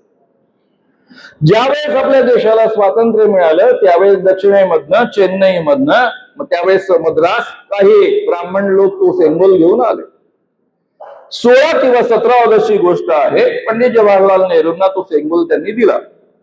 पंडित जवाहरलाल नेहरूंना माहित होतं की मी या देशाचा पंतप्रधान असलो तरी मी या देशाचा सेवक आहे, मी काही राजा नाहीये. आता प्रेमाने कोणी भेट दिलेली वस्तू सज्जन माणूस स्वीकारतो, त्यांनी स्वीकारली, बाजूला ठेवून दिली. पंतप्रधानाला मिळालेल्या भेटवस्तू या देशाच्या असतात म्हणून ते सरळ सरळ संग्रहालयात गेलं. संग्रहालयात तिथपासून आजपर्यंत तो सेंगोल होता. आमच्या मोदींनी नव्या संसदेचं उद्घाटन करत असताना ब्राह्मणी मंत्रोच्चारांमध्ये ब्राह्मण मंत्र म्हणतायत, वेदोक्त मंत्र म्हणतायत आणि त्या वेदोक्त मंत्रांमध्ये त्या ब्राह्मणांनी तो सेंगोल मोदींना अर्पण केला. याचा अर्थ त्यांनी स्वतःला चक्रवर्ती सम्राट म्हणून घोषित केलं. पंतप्रधान आणि सेंगोल स्वीकारतो याचं काहीही नातं असू शकत नाही. ते विसरले की लोकांनी निवडून दिलेले आपण पंतप्रधान आहोत, कारण त्यांच्या डोक्यामध्ये पक्क आहे शेटजी आणि भटजी, शेटजी आणि भटजीचं राज्य, हे भटजीचं राज्य आहे. आता मित्रांनो तुम्ही म्हणाल शेटजीचं राज्य कसं, तर अडाणीची संपत्ती पहा 10 वर्षात किती वाढली.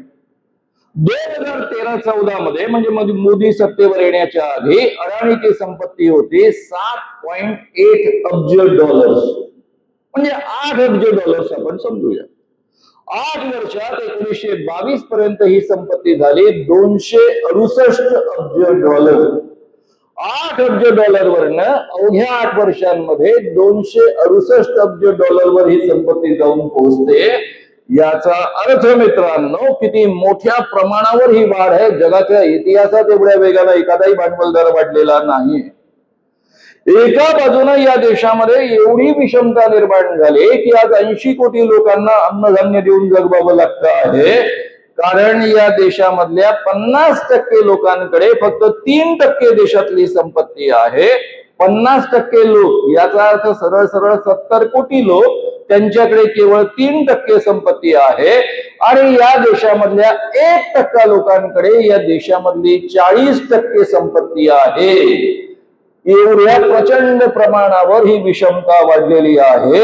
दारिद्र्य सीमारेषेखाली पुन्हा 29% लोक ढकलले गेले आहे.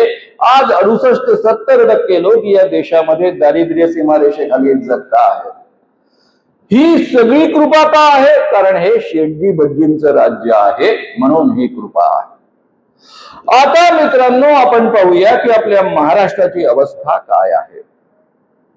महाराष्ट्रामध्ये जे सरकार आहे त्यांनी महाराष्ट्र हिताचं काम करणं अपेक्षित आहे, पण या सरकारच्या गेल्या 2.5 वर्षाच्या काळामध्ये एकूण 17 मोठे उद्योग महाराष्ट्रामधनं बाहेर गेले. वेदांता फॉक्सकॉनचा 1,54,000 कोटीचा उद्योग, टाटा एअरबसचा 21,935 कोटीचा उद्योग आमच्या नागपूरमध्ये गेला. एनएलजी नॅशनल पोलीस अकॅडमी गेली. मुंबईचा हिरे व्यापार सुरतेला हरवला. टेस्ला इलेक्ट्रिक गाडी प्रकल्प आहे, महानंद डेअरी आहे. या पद्धतीचे अनेक मोठे 17 प्रकल्प महाराष्ट्रामधनं बाहेर गेले आणि आमचे शिंदे फडणवीस नुसते पाहत बसले असं नव्हे, तर ते ढकलण्यासाठी गुजरातला मदत केली. अशा सरकारचं आपण काय केलं पाहिजे. हे जे सध्याचे महाराष्ट्रामधलं सरकार आहे हे दिल्लीश्वरांपुढे आणि प्रामुख्यानं शहा मोदींपुढे गोंडा घोळणाऱ्या लोकांचं सरकार आहे. याबद्दल मला वाटतं तुमच्या माझ्या कोणाच्याही मनामध्ये मतभेद असता कामा नये. आता मित्रांनो हे सरकार निर्माण कसं झालं, तुम्हा सगळ्यांना तो क्रम माहिती आहे, मी फक्त आठवून देतो. 21 जूनला प्रत्यक्षामध्ये काही आमदार मुंबईतनं निघाले, सुरतेला पोहोचले, तिथून ते उडाले, गुवाहाटीला गेले. गुवाहाटीला गेल्यानंतर तिथून काही दिवसांनी ते गोव्यामध्ये आले आणि मग 30 जूनला एकनाथ शिंदे यांनी मुख्यमंत्री पदाची शपथ घेतली. ही शपथ घेतल्यानंतर त्यांच्यासोबत काही मंत्र्यांनी शपथ घेतली. काही दिवसानंतर जो मंत्री होऊ घातलेले होते त्यापैकी एका माझ्या मित्राशी माझी भेट झाली. आम्ही चळवळीपासूनचे मित्र आहोत. ते बोलताना माझ्याशी असं बोलायला लागले, कारण आम्ही तिघच होतो, मी, माझा एक सहकारी आणि ते, त्यांचा कोणी माणूस त्यांच्यासोबत नव्हता. आणि ते माझ्याशी बोलायला लागले की सर आपल्या देशामध्ये आता लोकशाहीच उरलेली नाही, हुकुमशाही निर्माण झालेली आहे. म्हटलं काय झालं. नाही म्हणे आम्ही गेलो होतो ना गुवाहाटीला. गुवाहाटीला गेल्या आमच्या सगळ्यांचे मोबाईल काढून टाकले. आमच्यावर रात्रंदिवस गुवाहाटी पोलिसांचे पहार, जागेवरनं हलायची सोय नाही, बाहेर जायची सोय नाही, रात्रंदिवस पोलिसांचे पहार.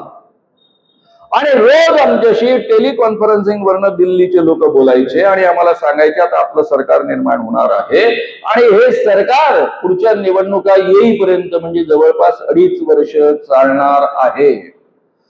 कसं चालेल 2.5 वर्ष हे सरकार? तो डिफेक्शन लॉ आहे ना, पक्षांतर बंदी कायदा. तुम्ही काही एका वेळेस 40 लोक गेले नव्हता, थोडे टप्प्याटप्प्यानं गेलात, सगळे पक्षांतर बंदी कायद्याखाली येतात. मग ते सर त्याची काळजी करू नका, आम्हाला ऑलरेडी सांगितलं की कोर्टामधनं सुद्धा आपल्याच बाजूने निर्णय येतील. कोर्टामधनं कसे काय निर्णय येतील पाहतो ना सर. हायकोर्टाने ऑलरेडी मुदत वाढवून दिली आणि मुदत वाढवून दिली तर निश्चितपणे त्या काळामध्ये राज्यपालांनी काही निर्णय घेता कामा नये. किंवा राज्यपाल निर्णय घेत आहेत असं दिसल्यावर हायकोर्टाने म्हणायला पाहिजे मी मुदत वाढवून दिली, थांबा तोपर्यंत काही करू नका. पण असं काही झालं नाही. इकडे मुदत वाढवून दिली, त्यामुळे उपाध्यक्षांना पक्षांतर बंदी कायद्याखाली काही निर्णय घेता आला नाही. दरम्यानच्या काळामध्ये राज्यपालांनी एकनाथ शिंदेना बोलावून घेतलं, त्यांना मुख्यमंत्री पदाची शपथ दिली आणि नवं सरकार अस्तित्वात आलं. मी म्हणाले ठीक आहे पण सुप्रीम कोर्ट आहे, सुप्रीम कोर्टामध्ये केस जाईल. त्यावर माझ्या मित्रांनी मला काय ऐकवलं, सर त्याची काळजी करू नका, सुप्रीम कोर्टातनं सुद्धा असाच निर्णय येईल, 2.5 वर्ष सरकार चालेल. बाळ सरोदे माझे लहानपणापासूनचे मित्र आहेत, त्यांचा मुलगा असीम सरोदे मोठे वकील आहेत. ते सारखे म्हणायचे की आपले सीजीआय अतिशय निष्पृह आहे, ते बिलकुल घटनेनुसार निर्णय देणार, हे सरकार बरखास्त होणार. मी त्यांना म्हणायचो की हे शक्य नाही, हे सरकार 2.5 वर्ष चालणार आहे, कारण मी हॉर्सेस माउथ ऐकलेला आहे.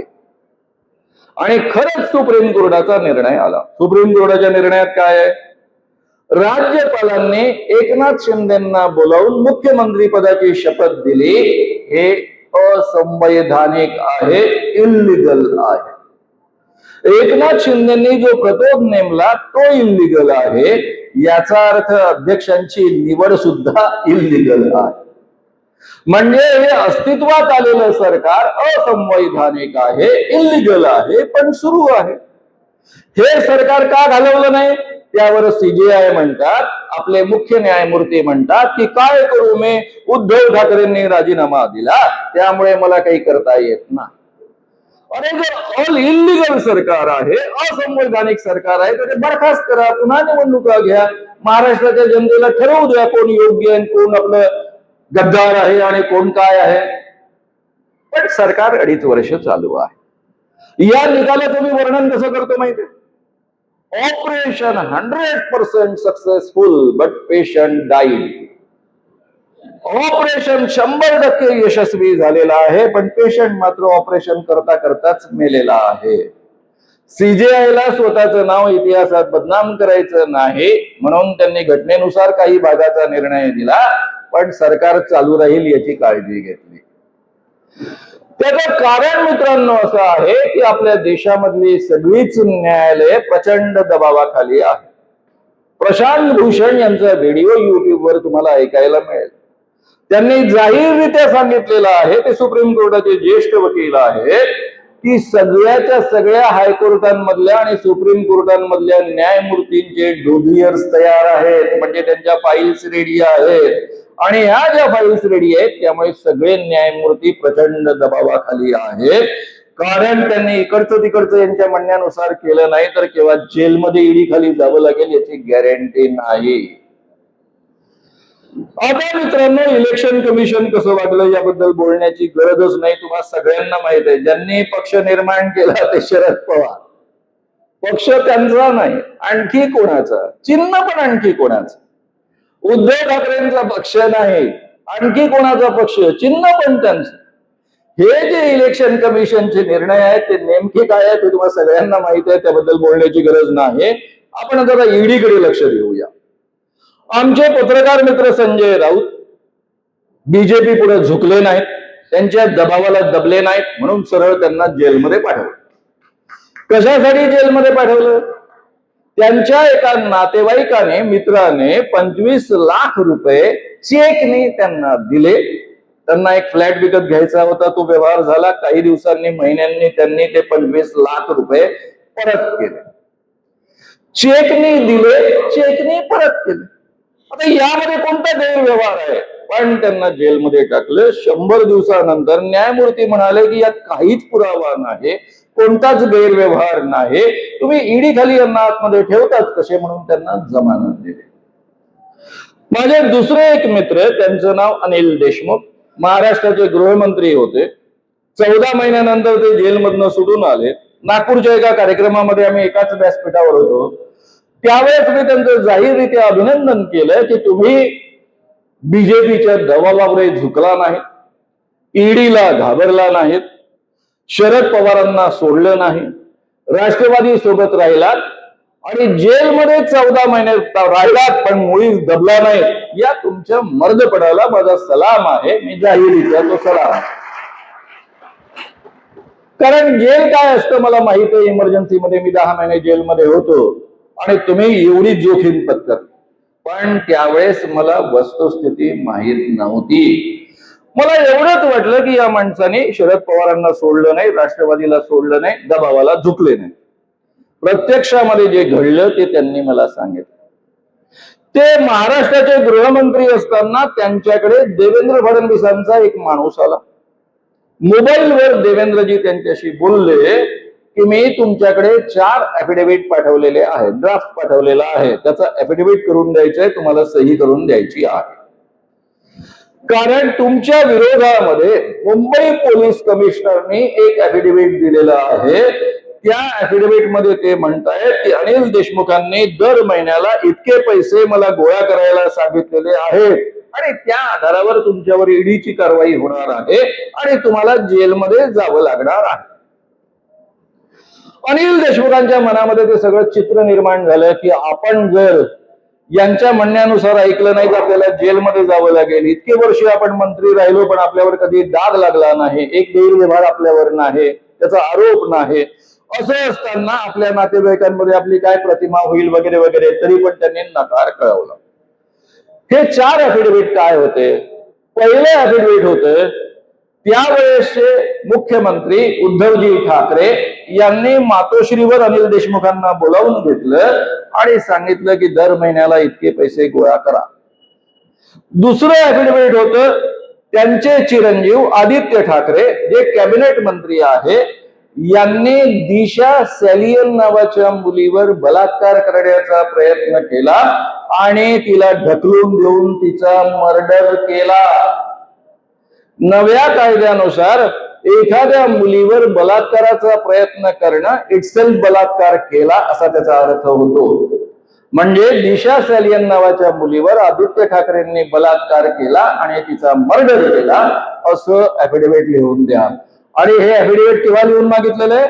जेव्हा ऑलरेडी सीबीआयनी एन्क्वायरी केली. सीबीआय कोणाच्या अखत्यारीत आहे? केंद्राच्या. केंद्रामध्ये राज्य कोणाचं? मोदी शहांचं. त्या सीबीआयने निर्णय काय दिला की दिशा सॅलियन नावाच्या मुलीचं आम्ही सगळं इन्व्हेस्टिगेशन केलं, तो अपघात होता, तिने आत्महत्याही केलेली नाही आणि तिचा खूनही झाला नाही असा सीबीआयचा रिपोर्ट आल्यानंतर या पद्धतीचं ऍफिडेव्हिट लिहून द्या. अनिल परब यांचे अनेक गैरव्यवहार आहेत त्या संबंधीचे एक ऍफिडेव्हिट. आणि अजितदादा पवार त्यावेळेसचे उपमुख्यमंत्री यांनी बंगल्यावर बोलावून घेतलं. त्यावेळेस पार्थ हा त्यांचा मुलगा हजर होता आणि त्याच्या समोर अजितदादांनी अनिल देशमुखांना सांगितलं की दर महिन्याला गुटखेवाल्यांकडनं आणि दारूवाल्यांकडनं एवढे पैसे गोळा करून आणा. अनिल देशमुखांनी नकार कळवला. पुन्हा त्यांचा माणूस आला. माणसाने पुन्हा मोबाईलवर बोलायला सुरुवात केली, म्हणजे देवेंद्रजी बोलायला सुरुवात केली. पूर्वी मी नाव नाही घ्यायचो पण आता ते नाव जाहीर झालेलं असल्यामुळे पुण्यात काही अर्थ नाही. आणि यावेळेस त्यांना सांगितलं की ठीक आहे, अजितदादांबद्दल तुम्हाला कदाचित बोलायचं नसेल, तुमच्या पक्षाचे आहेत त्यांना सोडून द्या, पण बाकी 3 ऍफिडेव्हिट द्या, नाही तर तुम्हाला जेलमध्ये जावं लागेल. अनिल देशमुख विचार करायला लागले की मी स्वतःला वाचवण्याकरता जर या ऍफिडेव्हिटवर सही केली तर महाराष्ट्राचे मुख्यमंत्री उद्धवजी ठाकरे हे जेलमध्ये जातील.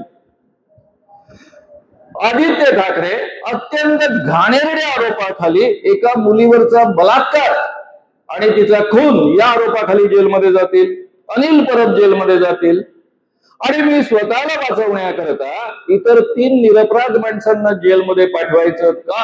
त्यांचं डोकं फुटायची वेळ आली. विचार करून करून आत्महत्या करावीशी काय असं त्यांना वाटत होतं. आणि त्याच वेळेमध्ये मग त्यांनी निर्णय घेतला की काही झालं तरी आपण खोटेपणानं वागायचं नाही, जे होईल ते फेस करायचं. त्यांनी नकार कळवला. दुसऱ्या दिवशीपासून धाड सत्र सुरू झालं. त्यांना अटक झाली. 14 महिने जेलमध्ये काढावे लागले. जेलमधली 14 महिन्याची जमानत का मिळाली? कारण ज्या पोलीस कमिशनरने अफिडेव्हिट लिहून दिलं होतं त्याने कोर्टापुढे लिहून दिलं की अनिल देशमुख मला कधीच भेटले नाही, त्यांनी मला कधीच पैसे गोळा करायला सांगितले नाही. म्हणजे पहिलं अफिडेव्हिट 100% खोटं. त्यात त्यांनी सांगितलं की मला अमुक अमुक इन्स्पेक्टरने सांगितलं. त्या इन्स्पेक्टरने कोर्टापुढे अफिडेव्हिट लिहून दिलं की अनिल देशमुख मला कधीच भेटले नाही, मला कधीच पैसे गोळा करायला सांगितलं नाही. म्हणजे संपूर्ण खोट्याचा डोलारा तयार करायचा, एका व्यक्तीवर दबाव आणून, पोलीस कमिशनरवर दबाव आणून त्याच्याकडनं खोटं अफिडेव्हिट लिहून घ्यायचं. त्या खोट्या अफिडेव्हिटच्या दबावाखाली अनिल देशमुखांकडनं खोटे अफिडेव्हिट लिहून घ्यायचे आणि आदित्य ठाकरे, उद्धव ठाकरे, अनिल परब आणि अजितदादा पवार यांना जेलमध्ये पाठवायचं. एवढे पाताळ यंत्री षडयंत्र करणारी ही माणसं आहेत. लोकशाहीला पायदळी तुडवणारी ही माणसं आहेत. राज्यघटनेला उद्ध्वस्त करणारी ही माणसं आहेत. यांना सत्तेतनं हटवणं आणि त्या ठिकाणी पुन्हा राज्यघटना आणि लोकशाही रिस्टोअर करणं हे आपलं कर्तव्य आहे. आता मित्रांनो, या पद्धतीची ही माणसं आहेत. आता तुमच्या मनामध्ये एक मुद्दा येईल की ठीक आहे, आपण यांना हाकलायचंय कारण ही मनुवादी विचारसरणीची, सांप्रदायिक विचारसरणीची माणसं आहेत. या लोकांनी देशामध्ये हिंदू मुस्लिम द्वेष पसरवलेला आहे. माझा साधा सवाल आहे, मी एक अतिशय स्वार्थी हिंदू आहे. मला या देशामध्ये बाकीच्या धर्माच्या लोकांची काहीच देणं घेणं नाही. ते राहिले काय गेले काय काही देणं घेणं नाही. मला अतिशय स्वार्थानं जगायचंय. मला स्वतःचं आयुष्य व्यवस्थित जगायचंय. माझ्या बायकापुरांचं आयुष्य व्यवस्थित असलं पाहिजे. माझ्या नातानातवांचं व्यवस्थित असलं पाहिजे. वस्तुस्थिती आहे, या देशामध्ये 20 कोटी मुसलमान आहेत.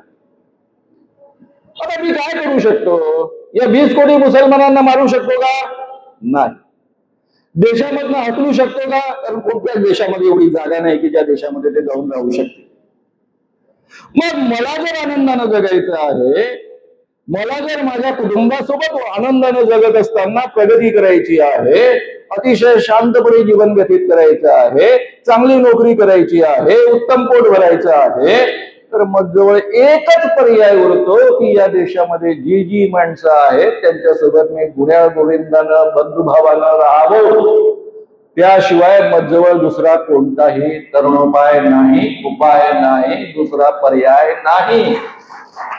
एवढंही स्वार्थ असून हिंदू माणसांना, जर मला माझं हित पाहायचंय, माझा स्वार्थ पाहायचंय, तरी माझ्या सोबतच्या माणसांसोबत मी बरोबरीच्या नात्यानं वागणं, बंधुभावानं वागणं हे अपरिहार्य आहे, नितांत गरजेचं आहे.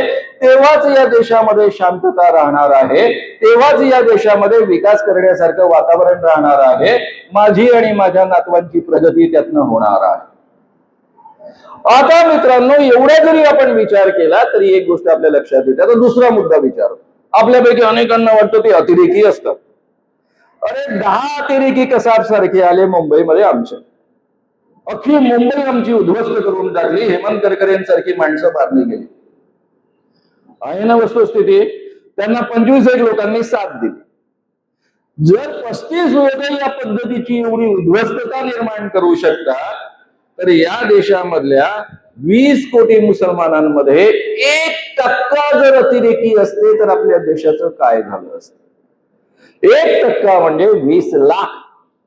20 लाख जर मुसलमान अतिरेकी असते तर तुम्हाला मला जगता तरी आलं असतं का? मी या ठिकाणी भाषण देण्यासारखं वातावरण तरी निर्माण झालं असतं काय? म्हणजे मेजॉरिटी मुसलमान या देशामधले नागरिक शांततेने जगत आहेत आणि म्हणूनच आपण शांततेने जगू शकतो आहोत. जी काही प्रगती करू शकतो ती करू शकतो आहोत. ही वस्तुस्थिती आपण समजून न घेता जर सांप्रदायिक वातावरण निर्माण करणार असू तर केवळ सत्ता प्राप्त करण्यासाठी आपण माणसांचे मुर्दे पाडणारे आहोत हे आपण समजून घेतलं पाहिजे आणि यांच्यापासून आपण सगळ्यांनी सावध राहिलं पाहिजे. आता मित्रांनो, आपण महाविकास आघाडीचं समर्थन का करायचं? मी कोणतंही काम आंधळेपणानं करत नाही. एकेकाळी इंदिरा गांधींचा प्रचंड विरोध केला, जनता पार्टीचं गठन केलं, काँग्रेसच्या विरोधात नवं सरकार निवडून आणण्यासाठी पूर्ण प्रयत्न केले. पत्रकार म्हणून सातत्यानं मी काँग्रेस सरकारांवर टीका करत आलो. आणि असं असताना आज मला का वाटतं आहे, मित्रांनो, गेल्या 3 वर्षांपासून या देशामधली सगळी सामाजिक क्षेत्रातली माणसं प्रचंड अस्वस्थ आहे. कारण आपली राज्यघटना धोक्यात आलेली आहे, लोकशाही धोक्यात आलेली आहे, मला स्पष्टता दिसत. ती वाचवणं आपलं कर्तव्य आहे. कारण ही मूल्य घेऊनच आम्ही इतके वर्ष झगडत आलो की समाज या मूल्यानुसार प्रगती करता झाला पाहिजे, त्या दिशेनं समाजानं वाटचाल केली पाहिजे. म्हणूनच मी वैज्ञानिक दृष्टिकोन रुजवण्याचं काम करतोय ना, की 4 मूल्य माणसांनी स्वीकारली पाहिजे, माणसाला माणूस म्हणून सन्मान मिळाला पाहिजे. आणि हे जेव्हा आपल्या देशात होत नाही, तेव्हा मी राहुल गांधींशी विस्तारानं बोललो. 28 मिनिटांपर्यंत त्यांच्याशी चर्चा झाली. दिल्लीला जाऊन खरगेंची मुलाखत घेतली, त्यांच्याशी बोललो. महाराष्ट्रातल्या सगळ्याच काँग्रेसच्या महत्वाच्या पुढाऱ्यांशी बोललो. उद्धव ठाकरेंची किमान या विषयावर 3दा चर्चा केली, विस्तारानं चर्चा केली. 3 वेळे किमान तास-तासभर चर्चा झाली. शरद पवारांची वारंवार चर्चा होते आहे. मी खात्री करून घेतली की आपण ज्यांचं समर्थन करतो, कारण लोकशाही आपल्या लोकसभेच्या निवडणुकांच्या आधी सुद्धा मी दणकून प्रचार सभा या इंडिया आघाडीला निवडून द्या यासाठी घेतलेल्या आहेत. आपण जे म्हणतो आहोत ते खरंच होणार आहे की नाही याची खात्री करून घेण्यासाठी. आता जेव्हा माझी 1 महिन्यापूर्वी उद्धव ठाकरेजींशी भेट झाली, त्यावेळेस मी त्यांना असला प्रश्न विचारला. ते अत्यंत सभ्य आहेत, सज्जन आहेत, म्हणून त्यांनी मला हकलून दिलं नाही. दुसरा कोणी नेता असतात हकलून दिलं असतं. काय प्रश्न विचारला मी? उद्धवजी, ही जी आपली राज्यघटना आहे त्यामधली जी प्रस्तावना आहे, ती प्रस्तावना तुम्हाला पूर्ण मान्य आहे ना? या प्रस्तावनेमध्ये ही जी 4 मूल्य सांगितलेली आहे, ती 4 मूल्य आपल्या समाजामध्ये रुजली पाहिजे आणि त्याकरता शासन चालवलं पाहिजे, हे तुम्हाला पटतं ना? त्यावर ते म्हणाले, मानव हा काय प्रश्न झाला काय? मी घटनेच्या प्रस्तावनेला 100% बांधील आहे. ती मूल्य मला मान्य आहे, ती समाजामध्ये रुजली पाहिजे असं मला वाटतं. आपल्यापैकी अनेकांच्या मनामध्ये शंका असते की उद्धव ठाकरे म्हणतात मी हिंदू आहे. हिंदू आहे तर काय बिघडलं त्यामध्ये? त्यांनी आपलं हिंदुत्व अतिशय चांगल्या पद्धतीनं डिफाईन केलेलं आहे. 2च वाक्य त्यांची फक्त मी तुमच्या पुढ्यामध्ये सांगतो. पहिले त्यांचं वाक्य आहे की आमचं हिंदुत्व देवळात घंटा बनवणार नाही. आमचं हिंदुत्व शेंडी जानव्याचं हिंदुत्व नाही. याचा नेमका अर्थ काय होतो? की आमचं हिंदुत्व चातुर्वर्ण्य मानणार, ब्राह्मण श्रेष्ठ आहे असं मानणार नाही, सगळी माणसं समान आहे असं मानणार आहे. दुसरं ते बोलतात, आणि इव्हन आदित्य ठाकरे पण हे मत मांडतात, की आमचं हिंदुत्व हे झोपड्या जाळणार, घर जाळणार नाही, चूल पेटवणार आहे. म्हणजे आमचं हिंदुत्व सांप्रदायिक नाही, हिंदू मुस्लिम द्वेष पेटवणार नाही, आमचं हिंदुत्व जाती जातीमध्ये तेढ निर्माण करणार नाही, इतरांच्या झोपड्या जाळण्यासाठी, घरं जाळण्यासाठी प्रवृत्त करणार नाही, तर चूल पेटवणार आहे. म्हणजे विकासाचा दृष्टिकोन ठेवणार आहे, हिंदूंचा विकास व्हावा याकरता प्रयत्न करणारं आमचं हिंदुत्व आहे. इतकं स्पष्टता त्यांनी स्वतःच हिंदुत्व वेगळ्या पद्धतीनं डिफाईन केलेलं आहे. एक शिवमत, हम ब्राह्मण है तुम अछूत हो, असं म्हणणारा माणूस धीरेंद्र कृष्ण महाराज याला बीजेपी वाले घेऊन गावोगाव हिंडता आहेत.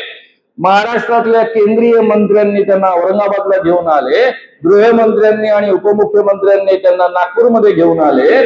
त्यामुळे यांचं हिंदुत्व नेमकं काय आहे तेही आपण समजून घेतलं पाहिजे.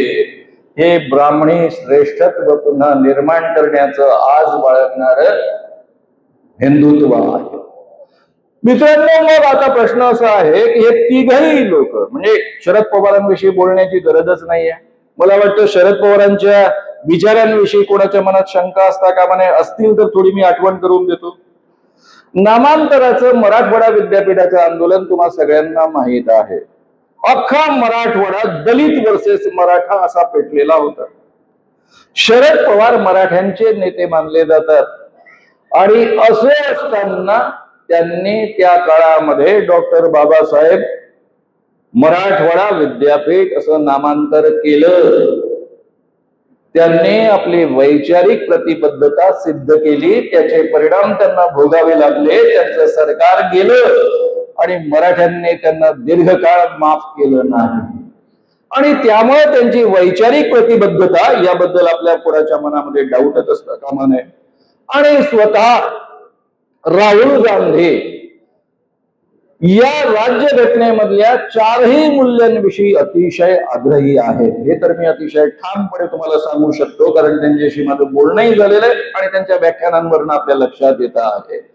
आणि त्यांनी जे न्यायपत्र लोकसभेच्या आधी प्रसिद्ध केलं, ज्याला आपण निवडणुकीचा जाहीरनामा म्हणू शकतो, ते सरळ सरळ राज्यघटनेमधली 4ही मूल्य कशा पद्धतीनं ते आपल्या शासनामध्ये अंमलात आणू इच्छितात, रुजवू इच्छितात, दृढ करू इच्छितात, याचा उत्कृष्ट पुरावा आहे. अतिशय महत्वाचं ते न्यायपत्र आहे. आता मित्रांनो, माझ्या दृष्टीनं सगळ्यात महत्वाचा मुद्दा आहे तो शेतकऱ्यांचा आहे.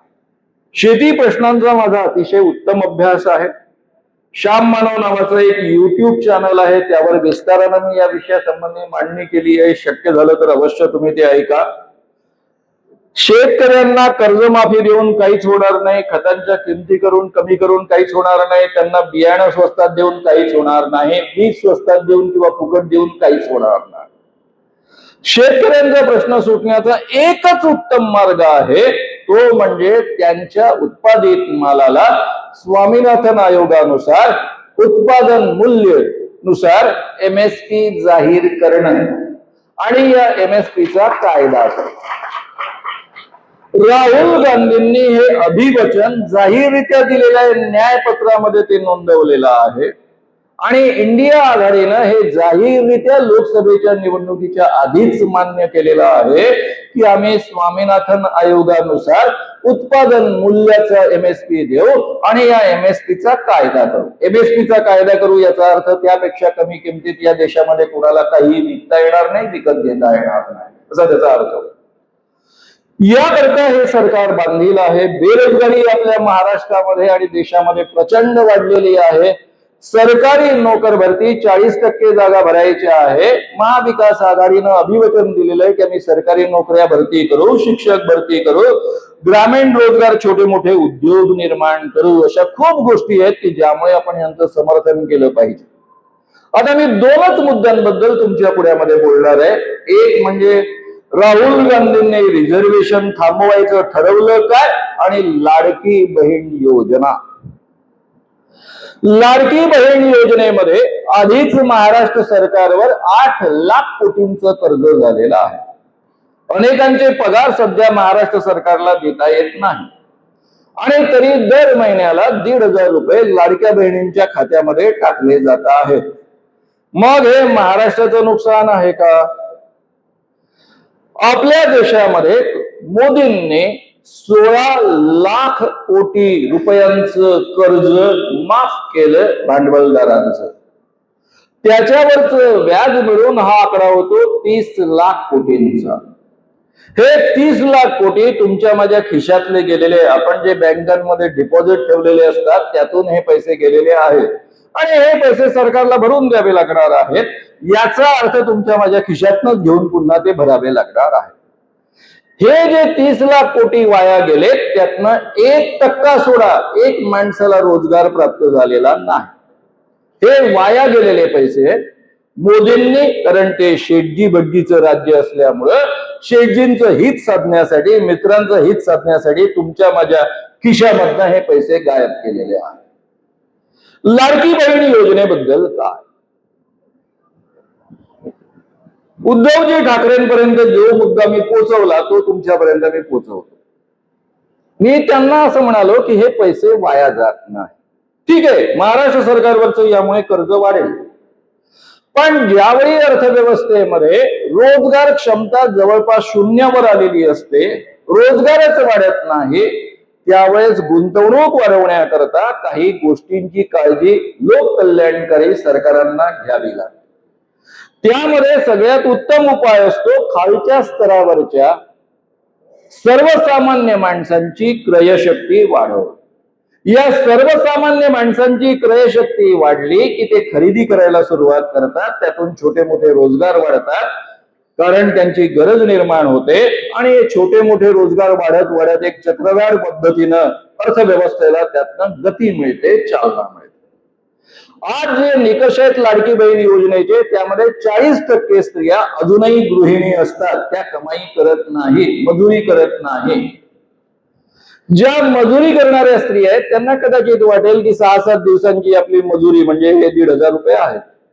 पण ज्या 40% स्त्रिया घरातच असतात, नवऱ्यांपुढे नेहमी हात पसरतात, त्यांच्याकरता दर महिन्याला सरकारतर्फे त्यांच्या खात्यामध्ये येणारे 1,500 रुपये त्यांच्यासाठी फार मोठा सन्मान देणारे आहेत.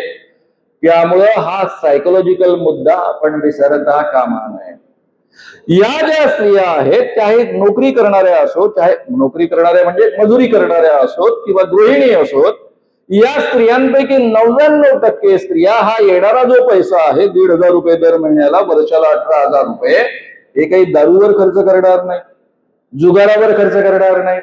काय करतील? 4 वस्तू विकत घेतील, कदाचित भाजी अधिक चांगली विकत घेतील, धान्य अधिक चांगलं विकत घेतील, कदाचित दूध दुभतं विकत घेतील, आजूबाजूचे काही वस्तू विकत घेतील, कपडे विकत घेतील, त्यातून छोटे मोठे रोजगार वाढत जातील आणि अर्थव्यवस्थेला चालना मिळेल.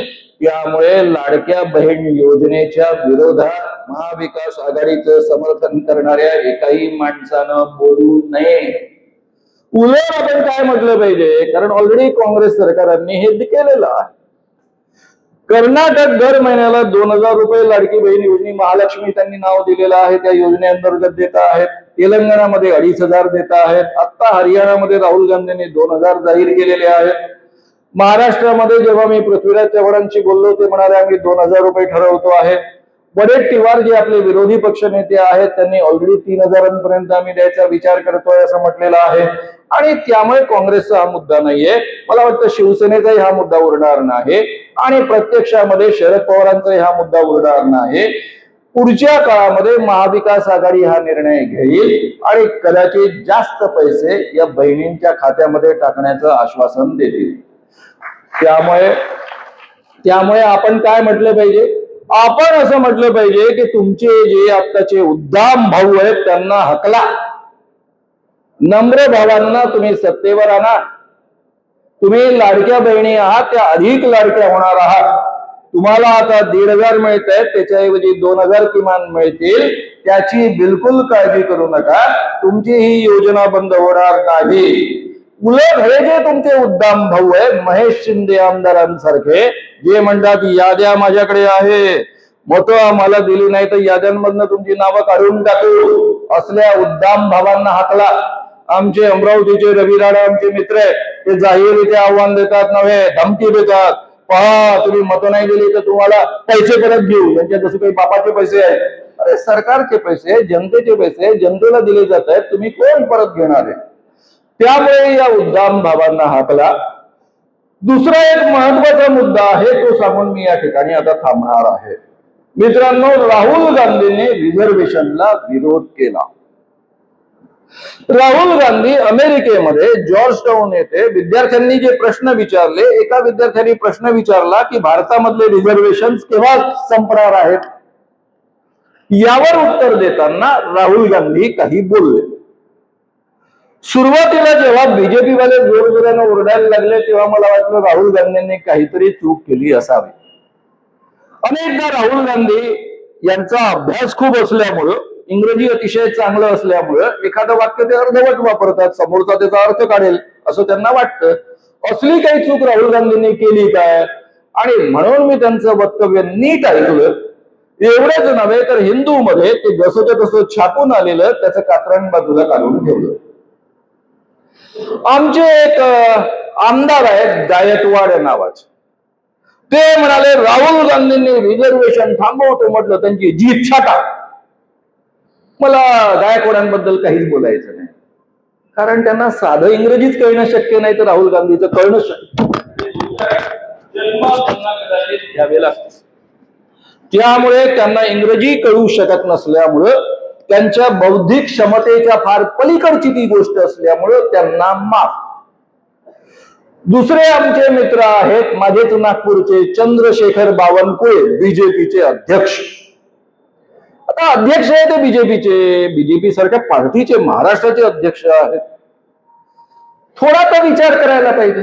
काय मी चुकीचं बोलतोय? विचार आणि बावनकुळे यांचा काही संबंध असू शकतो काय? बरं, अभ्यास आणि बावनकुळे यांचा काही संबंध असू शकतो काय? आणि इंग्रजी बावनकुळेला कळू शकतं काय? म्हटलं आपण असं बोलू नये, मग माहिती काढली पाहिजे. मी विकिपीडियात पाहिलं, विकिपीडियात मला दिसलं की बावनकुळे सायन्स ग्रॅज्युएशन करताना त्यांनी 1 वर्ष पूर्ण केलेलं आहे. याचा अर्थ त्यांनी 12वी नंतर 1 वर्ष पूर्ण केलेलं आहे, किंवा आमच्या जुन्या पद्धतीमध्ये BSc पार्ट 1 केलेलं आहे. आणि हे इंग्रजीतच शिकावं लागतं.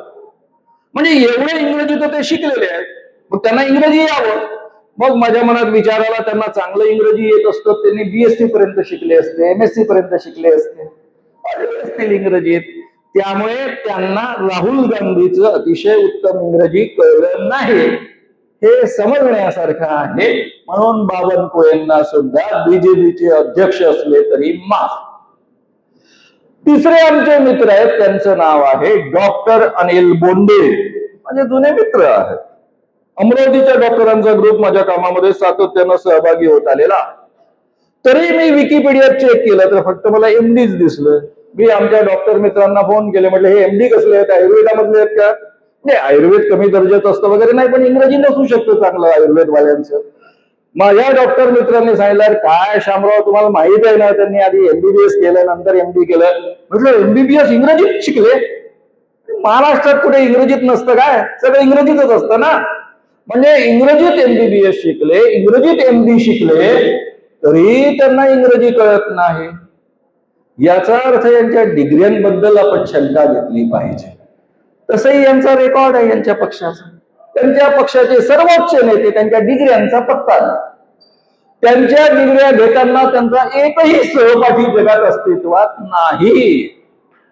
त्यामुळे बोंडेंच्या डिग्र्यांबद्दल जरा शंका घेतली पाहिजे. पण तरी मी त्यांना आवाहन करतो की जर समजा तुमच्या डिग्र्या खऱ्या असतील तर तुमची नात वगैरे कॉन्व्हेंटमध्ये शिकत असेल, त्या मिसला बोलावून घ्या आणि हे इंग्रजी जरा समजून घ्या. राहुल गांधी काय म्हणाले? मी स्वतः इंग्रजीचा प्राध्यापक राहिलेलो आहे, इंग्रजी साहित्याचा विद्यार्थी आहे. मला माहित आहे की ही भाषा जनरल नाही. ज्याचं इंग्रजी अतिउत्तम आहे तोच या पद्धतीची भाषा वापरतो. राहुल गांधी त्या विद्यार्थ्याला उत्तर देताना असं म्हणाले, we should think of scrapping reservations only when India becomes a fair place. We should think of scrapping reservations. आपण रिझर्वेशन थांबवण्याचा तेव्हाच विचार करू शकतो जेव्हा India becomes a fair place. India जेव्हा फेअर प्लेस बनेल तेव्हाच आपण रिझर्वेशन थांबवण्याचा विचार करू शकतो. आणि त्यांचं पुढचं वाक्य आहे, and India is not a fair place now. पण इंडिया मात्र सध्या फेअर प्लेस नाहीये. म्हणजे या संपूर्ण त्यांच्या स्टेटमेंटमध्ये कळीचा मुद्दा आहे तो फेअर प्लेस. फेअर प्लेस या शब्दाचा अर्थ कळला नाही तर हे वाक्यच आपल्याला कळत नाही. आणि म्हणून या 3 माणसांना माफ. पण देवेंद्र फडणवीसांचं काय करायचं? देवेंद्र फडणवीसांना मी विद्वान समजतो. मी स्वतः 2005 पासून त्यांच्यासोबत कायद्यासंबंधी अनेकदा चर्चा केलेली आहे आणि खरंच ते विद्वान आहे असं मला परवापर्यंत वाटत होतं. त्यांचं जेव्हा हे स्टेटमेंट ऐकलं त्यावेळेस मला त्यांच्या इंग्रजीबद्दल शंका निर्माण झाली. आणि म्हणून मी विकिपीडियात पाहिलं तेव्हा त्यांना केवळ LLB नाहीये, ते बिझनेस मॅनेजमेंट मध्ये त्यांनी पोस्ट ग्रॅज्युएशनची डिग्री घेतलेली आहे आणि वरून जर्मनी मधला एक डिप्लोमा प्राप्त केलेला आहे. जो माणूस जर्मनीमध्ये जाऊन डिप्लोमा घेतो, जो माणूस मॅनेजमेंट मधली पोस्ट ग्रॅज्युएशनची डिग्री घेतो, त्याला उत्तम इंग्रजी आलंच पाहिजे. आणि तरीही देवेंद्र फडणवीसांना इतकं साधं इंग्रजी का नाही कळलं जे माझ्यासारख्या साध्या माणसाला कळू शकतं ते. आणि म्हणून मी विकिपीडिया पाहत असताना माझ्या लक्षात आलं त्यामध्ये असं लिहिलेलं आहे की सुरुवातीला देवेंद्र फडणवीस इंदिरा गांधी कॉन्व्हेंट स्कूलमध्ये नागपूरच्या शिकत होते. जेव्हा त्यांचे वडील जेलमध्ये गेले, ज्या काळात मी इमर्जन्सीमध्ये जेलमध्ये गेलो, सुटून आल्यावर आमची छान मैत्री झाली, म्हणजे त्यांच्या वडिलांची, मी यांच्या विरोधात बोलत नाही, देवेंद्रचे वडीलही इमर्जन्सीमध्ये जेलमध्ये होते, मी जेलमध्ये होतो. आम्ही सुटून आल्यानंतर जेव्हा मी नागपुरात पुन्हा शिकायला गेलो, तरुण भारतात काम करायला लागलो, आमची छान मैत्री होती. तर आपले वडील जेलमध्ये गेले हे पाहिल्यानंतर त्यांच्या मनाचा तिळपापड झाला असावा. त्यांनी इंदिरा गांधीचं नाव असणारं कॉन्व्हेंट स्कूल सोडून दिलं आणि ते गुरुकुलामध्ये शिकायला गेले. मग माझ्या लक्षात आलं यांचं इंग्रजी कच्चं का राहिलं ते. त्यामुळे यांना फेअर प्ले शब्दाचा अर्थ नाही कळू शकला. आता समजा आपल्याला नाही कळलं, कारण हा रुटीन वाक्य प्रयोग नाहीये फेअर प्लेस, त्यामुळे सगळ्यांना कळेल असं नाही. अरे पण आपल्याजवळ मोबाईल आहे, डिक्शनरी आहेत, मोबाईलवर पाहिलं तरी तुम्हाला सापडेल. कॉलिन्सची डिक्शनरी असं म्हणते, वेस्टरची डिक्शनरी असं म्हणते की फेअर प्लेस म्हणजे विदाउट डिस्क्रिमिनेशन, भेदाभेदाशिवाय जो देश असेल तो. ऑक्सफर्डची डिक्शनरी म्हणते समान संधी, म्हणजे अशी आपल्या भारताची स्थिती ज्यावेळेस होईल, ज्यावेळेस देशामध्ये भेदाभेद राहणार नाही, गरीब श्रीमंती राहणार नाही, जातीमुळे भेद मानले जाणार नाही, सगळ्यांना समान संधी मिळेल, त्यावेळेस रिझर्वेशन थांबवता येतील. पण अजून भारतामध्ये अशी परिस्थिती निर्माण झालेली नाही, समान संधी निर्माण झालेली नाही, भेदाभेद विदाउट डिस्क्रिमिनेशन अशी परिस्थिती निर्माण झालेली नाही, त्यामुळे आपल्याला रिझर्वेशन थांबवता येत नाही, असं स्पष्ट शब्दात राहुल गांधीजी बोललेले आहेत. उलट राहुल गांधींनी काय म्हटलेलं आहे की सगळ्या जातीनिहाय जनगणना झाली पाहिजे, ज्याची जेवढी संख्या तेवढा त्याला हिस्सा प्रत्येक क्षेत्रामध्ये मिळाला पाहिजे, आणि रिझर्वेशनची जी मर्यादा 50% सुप्रीम कोर्टाने आणून ठेवलेली आहे ती घटना दुरुस्ती करून वाढवली पाहिजे.